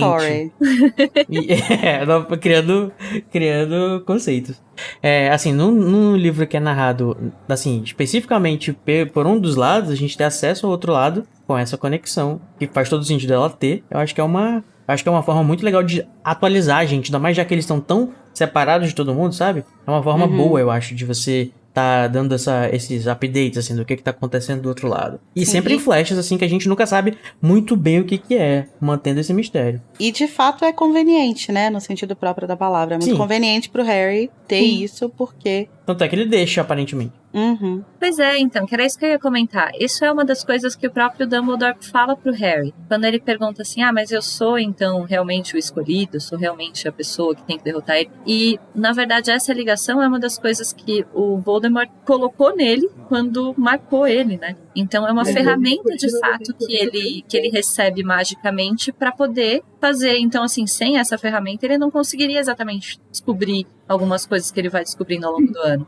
E aí vem aquela questão, então, que a Hermione coloca, parece que você gosta dessa conexão. Mas eu acho muito mais complexo do que gostar, sabe? É realmente uma ferramenta pra ele tá tendo acesso à mente do inimigo dele. Então, como não usar, sabe? Acho estranho e muito conveniente, na realidade, agora assim de forma pejorativa, o fato do Voldemort, assim, não aguentar a dor que ele sentiria por 10 segundos pra saber onde é que o Harry tá, sabe? Abrir o olho, assim, pra ver. Tá, beleza, pronto.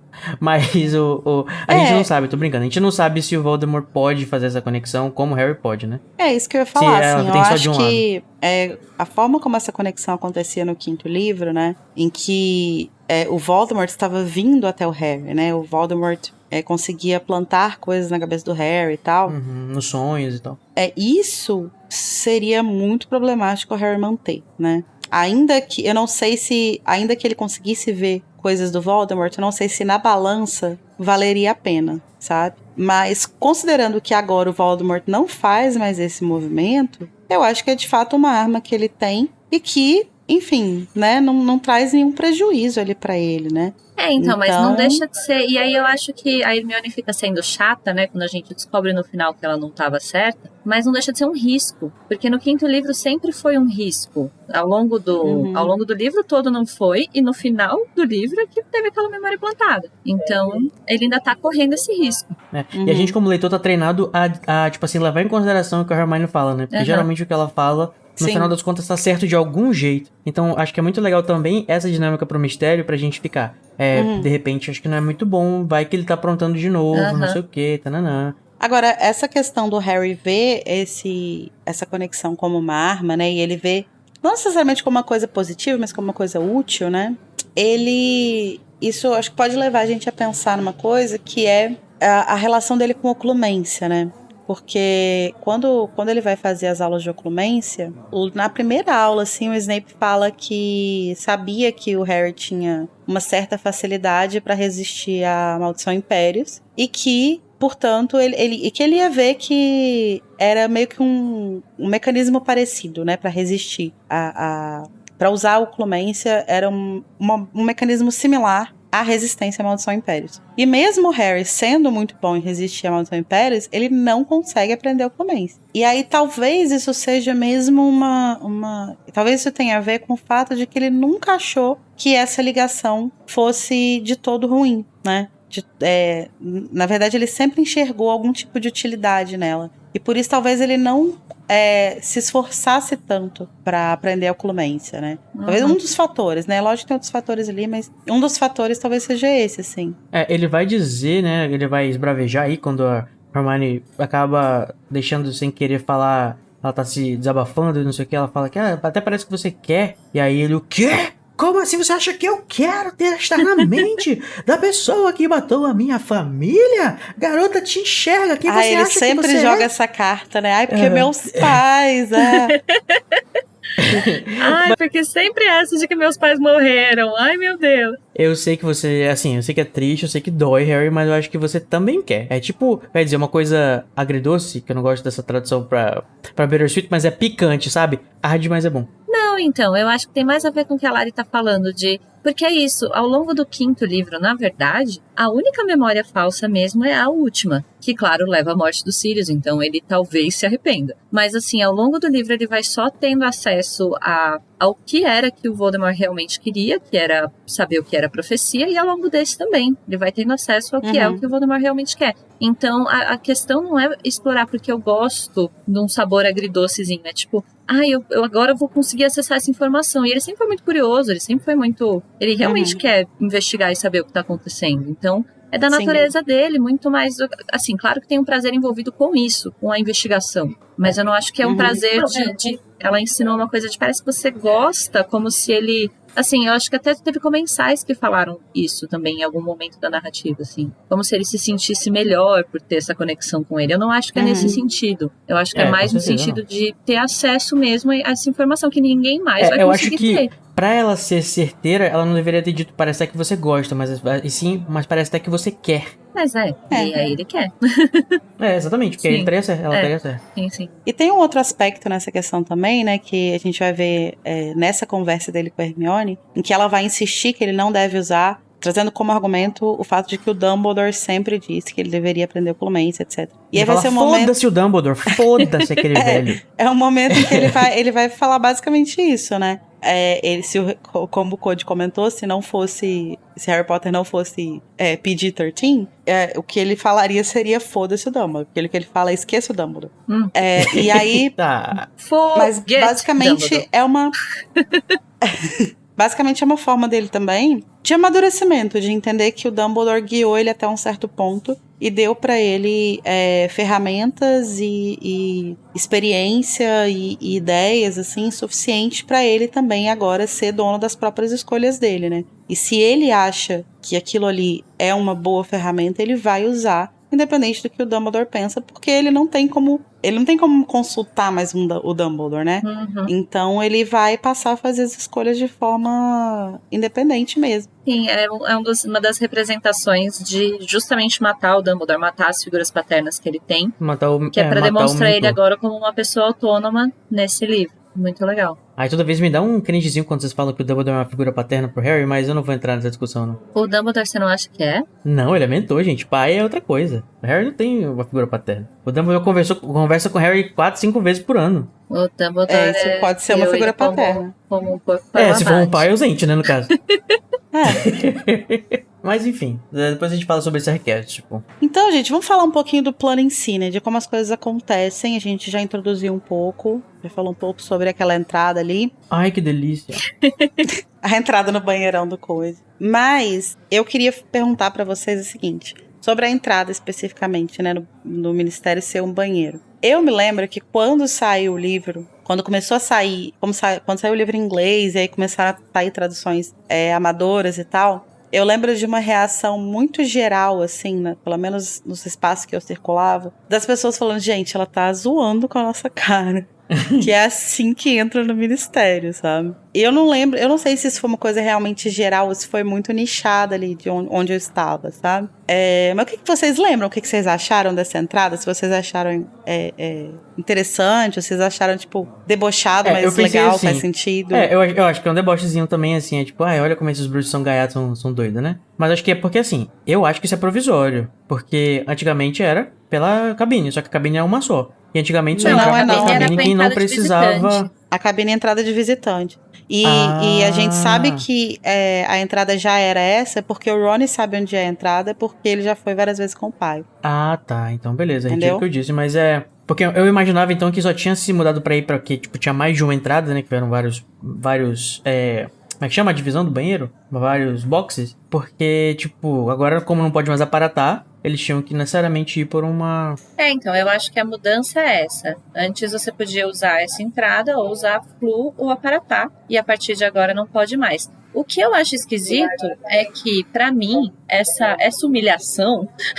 ela deveria acontecer porque essa passada pela água sanitária deveria implicar em algum feitiço tipo quebra-ladrão que o Code comentou que tem em Gringotts, né? Então, sim, assim, ser, né? Por exemplo, você passa por ali e aí você tá sob poção polissuco, você passa e não tá mais. Então, assim, isso aí pra mim faria sentido, mas aparentemente como eles passam ilesos por isso, não tem. Então eu acho que é só pela humilhação mesmo. Isso deve ser só pros bruxos ficarem com ódio dos trouxas, né? Tipo, e querer acabar com a raça dos trouxas. Olha só o que a gente tem que fazer pra se esconder desses fudidos. É tudo um plano. Eu acho também, gente, que nesse caso da entrada, né, tem uma coisa que tem a ver com essa visão que a Rowling tem sobre a política de modo geral. A gente já falou sobre isso em algum episódio anterior, acho que quando a gente estava falando sobre essa coisa do Dumbledore rejeitar o cargo de ministro, né? Porque a Rowling ela tem essa visão da política como um lugar muito sujo, né? Em que você precisa sujar suas mãos e tal. Então liberal e libélica. Então é total uma concretização dela. Ela tá, tipo, colocando visualmente o ministério como esgoto, sabe? Então, assim, você que trabalha lá, você é um bosta, então você precisa descer pelo quem vaso. Quem entra lá pra trabalhar é cocô. Está entrando pra ir trabalhar no esgoto, que é o Ministério da Magia, Legal. entendeu? Eu acho que também tem Faz esse lance que por exemplo, a gente tá pensando que existe o mundo de cima, né, que é o mundo dos trouxas, e você tem aquele mundo underground também, que é o Ministério da Magia, né, que assim, ele é localizado no meio de Londres, mas ele tem que ser subterrâneo pra poder ser uma coisa que é escondida. Tanto é que os níveis, eles são negativos, né, quanto mais fundo, maior o número. Né, tipo, o andar 9 é lá embaixo, que é o último, que é o... Aliás, o 10 eu acho que é o último.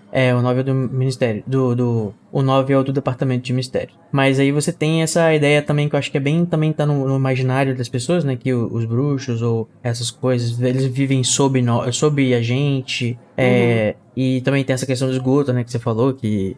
Eu acho que isso que você falou faz muito sentido, e eu acho que é isso, sim, né, dessa coisa do submundo, assim, né, como um mundo inteiro embaixo do mundo dos trouxas.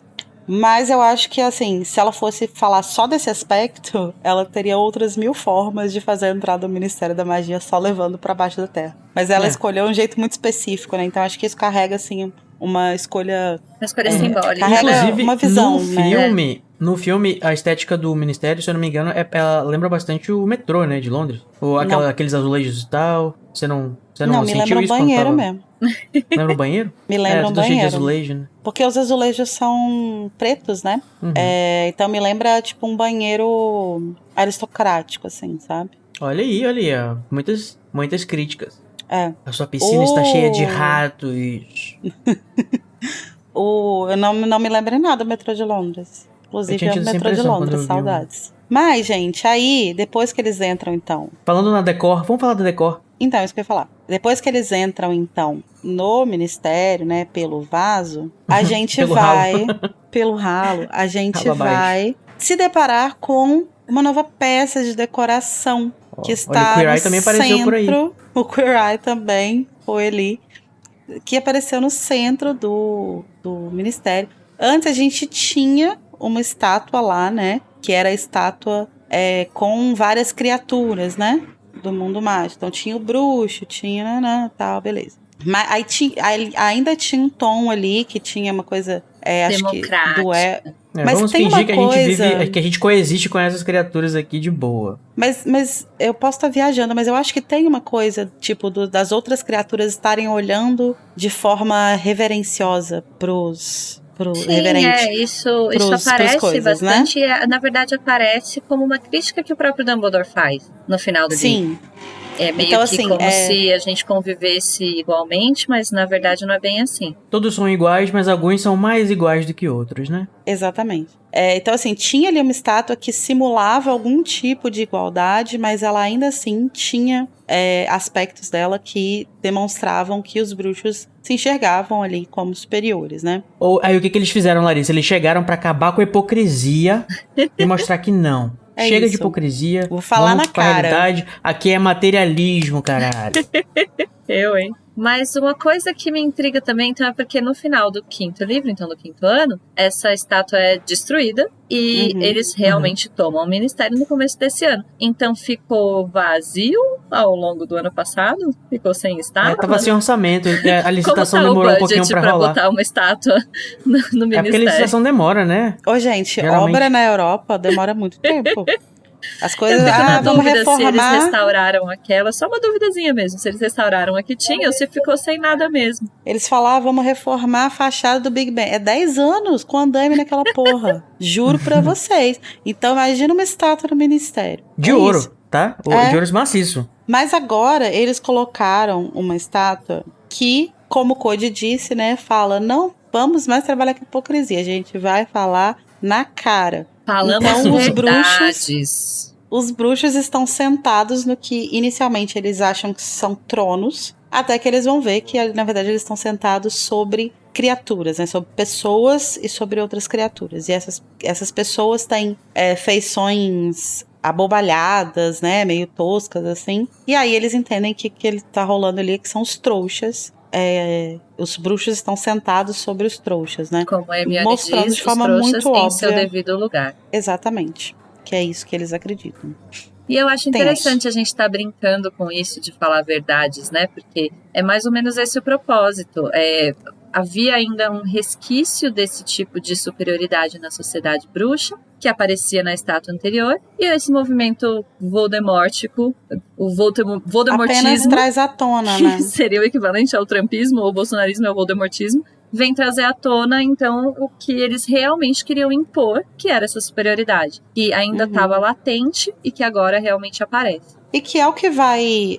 que é uma nuance que eu acho muito interessante assim, nos livros, que é de você entender que uma pessoa como a Umbridge, por exemplo, ela não é comensal da morte. Mas ela é extremamente partidária dessa visão. Então isso faz com que ela se associe, né, ao Voldemort, porque ele traz ali os valores que ela defende. E que muitos bruxos ali, aí a Umbridge é um exemplo extremo, né, porque ela é uma pessoa terrível, mas muitas pessoas ali vão se associar não pelo Voldemort em si, né, mas ou não se associar, mas assim, vão se falar aliar, né? meio ou falar meio que baixo, assim, tipo, mas né, não tá errado, não. É isso aí mesmo, tem que, né? E que é uma forma que é uma coisa que acontece muito, assim, né, na nossa sociedade também, né? As pessoas se aliarem a pessoas que, a princípio, elas não se aliariam, mas porque elas representam determinados valores que não são tão bem vistos, assim, né? As pessoas acabam se associando porque também acreditam naquilo. Exatamente. Eu acho que a iconografia dessa estátua é muito forte, né? Porque, por exemplo, é claro que a gente pensa na estátua, a gente pensa naquela do filme, né? Que é bonita, mas na descrição que tem no livro, na verdade, eles estão de fato sentando em cima das pessoas, né? Você tem um amontoado de pessoas disformes e tal, não sei o quê. E quando você observa, assim, numa segunda olhada, que você vai ver que são um monte de pessoas, crianças e tudo mais. Realmente é até mais forte, até, eu acho, do que aquela como tá no filme, né? Então as pessoas estão carregando a base onde eles estão em pé, mas de fato eles estão sentando neles, né? Eu acho que também deve ter, como a Lari estava falando, né? Essa questão dos valores que algumas pessoas compartilham.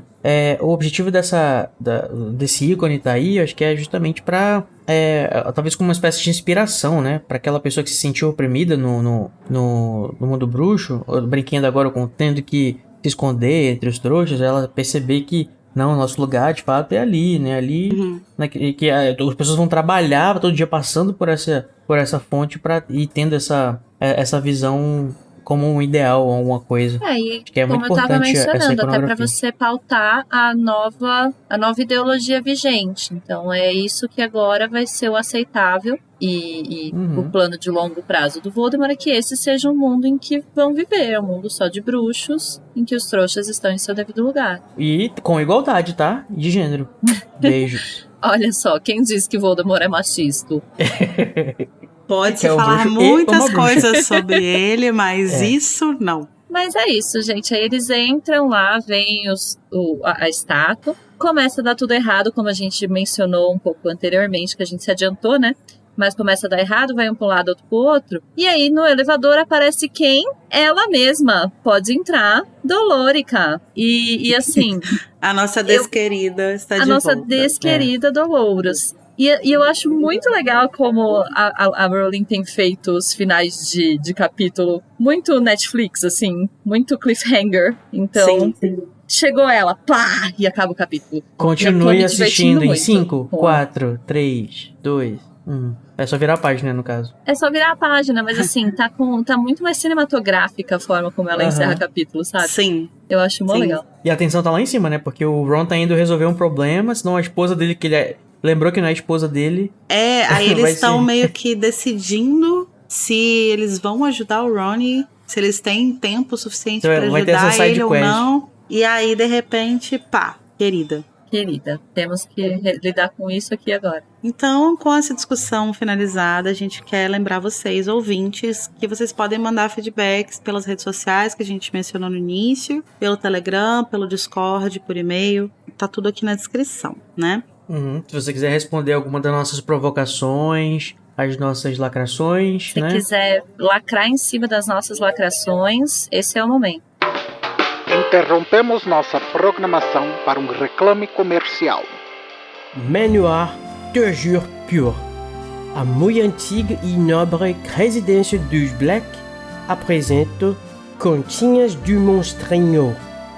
Refeições preparadas pelo encantador e amoroso elfo doméstico Monstre. Prazer em servir.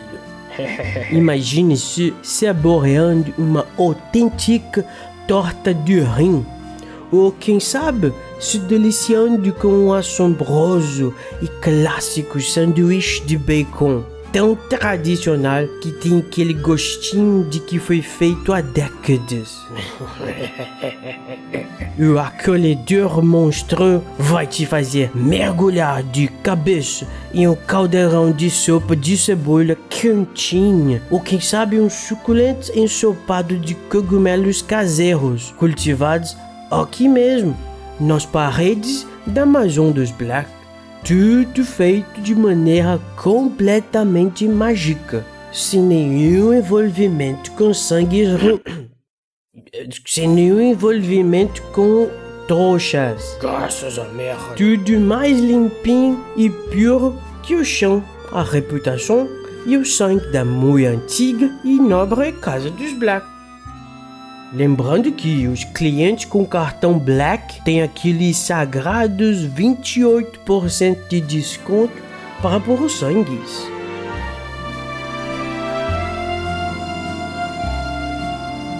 Monstrinho Quentinhas, um banquete digno de um Lorde das Trevas, de um Lorde qualquer.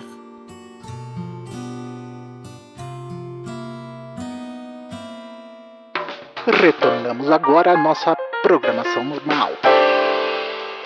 Agora, a gente vai aproveitar que a última cena do capítulo é a Umbridge chegando, e a gente vai pegar essa energia que ela traz pra gente e vai lançar o nosso Avada Kedavra.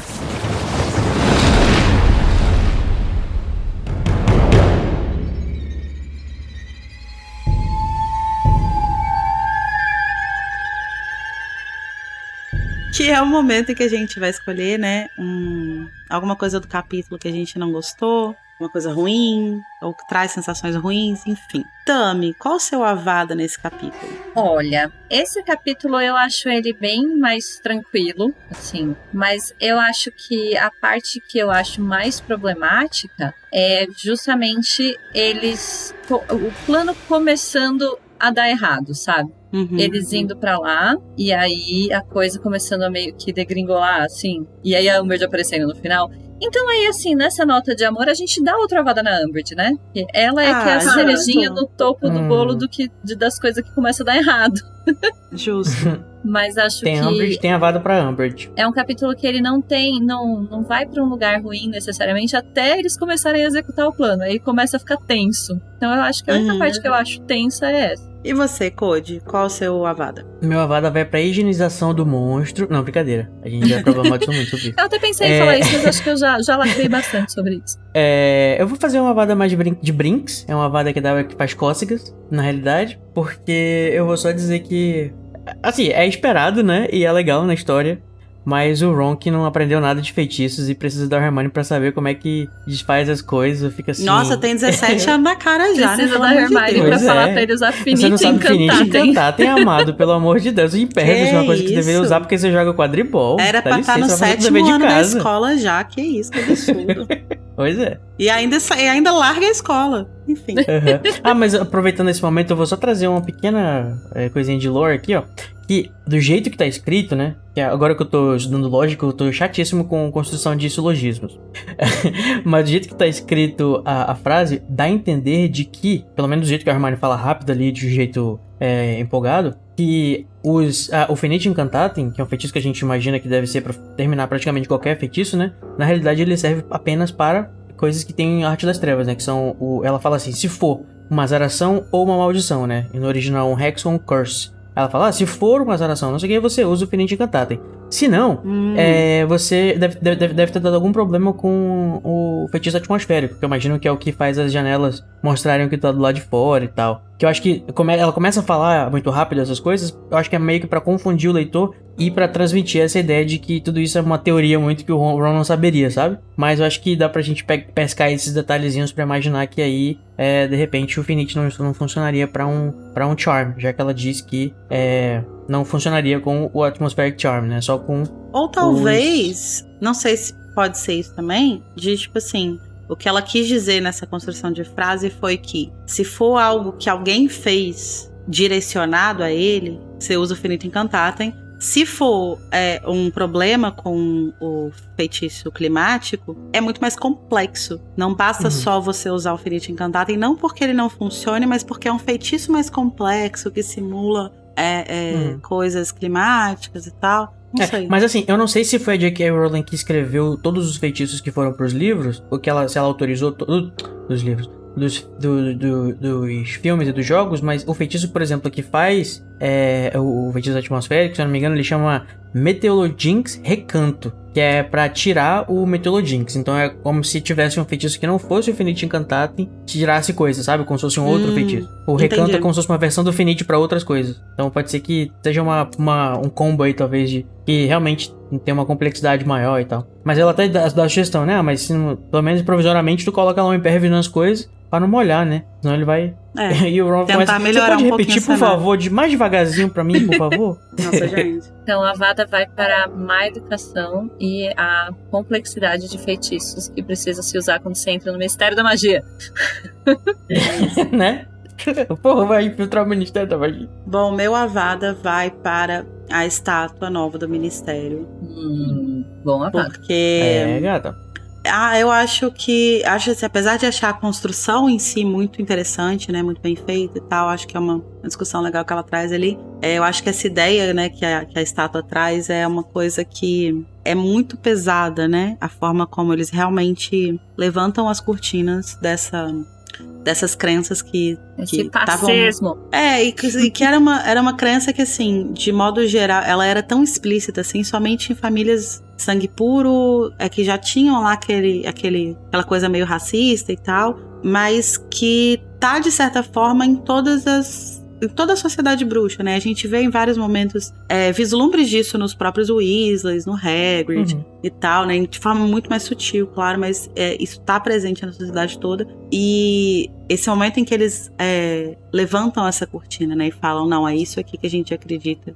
E é isso que a gente vai defender. Eu acho que é interessante também essa questão. Eu até fiquei de falar um pouquinho sobre isso no episódio passado, que tinha um looping, a questão dos lobisomens. Mas assim, a gente não tem bem aqui uma visão...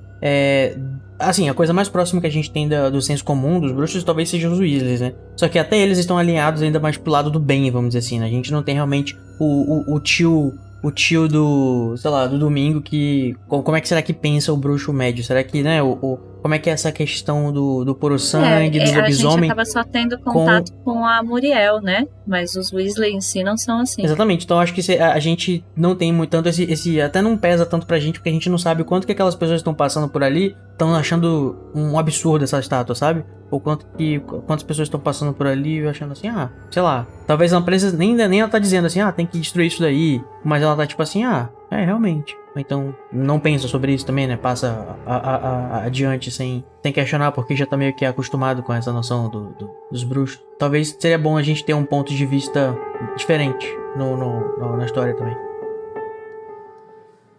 Mas agora vamos respirar fundo e tirar toda essa energia que a Umbridge e esses Avadas trouxeram pra nós. E vamos lançar o nosso Expecto Patronum.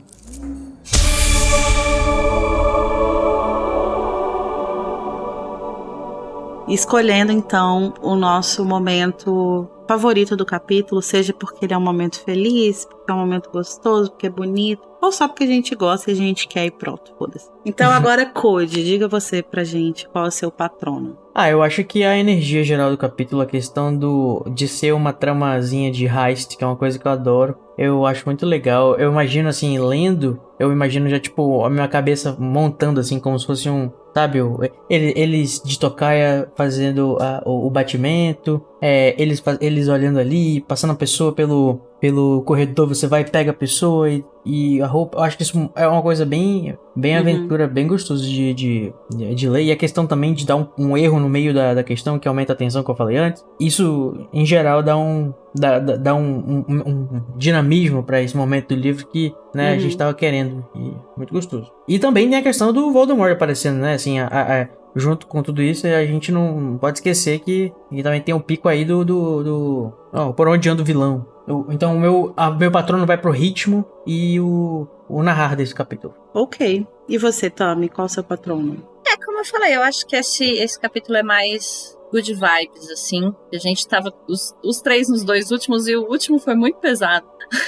Esse aqui tá um pouco mais tranquilo, mas eu acho que o meu patrono, ele vai pra uma situação, mas especificamente pra Hermione, que eu gosto muito deles fazendo o planejamento. E a Hermione brigando com o Rony porque ele não lembrou de um detalhe, e ela precisa de todos os detalhes, e a coisa dela organizando o negócio. Eu acho muito fofinho, eu gosto da personagem dela, e eu acho que aparece bem quando ela faz essas coisas. E aí meu patrono vai para o plano do Cebolinha sendo elaborado. Ok. Que delícia. O meu patrono vai pro Snape.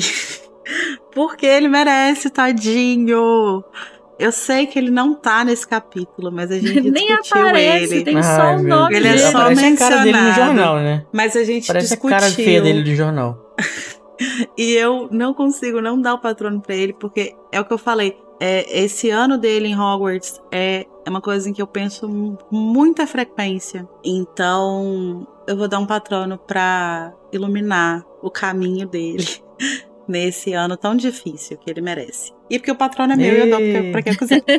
Eu entendi a introdução desse patrono aí. Entendeu, né? Vou dar pro Snape só porque eu quero mesmo. Porque eu quero, porque eu sou host do episódio, eu faço a porra que eu quiser. E nessa nota ditatorial...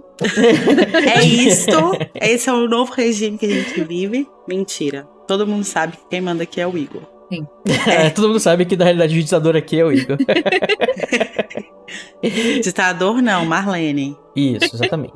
Toda Xuxa precisa da sua Marlene, né? Senão não haveria Xuxas.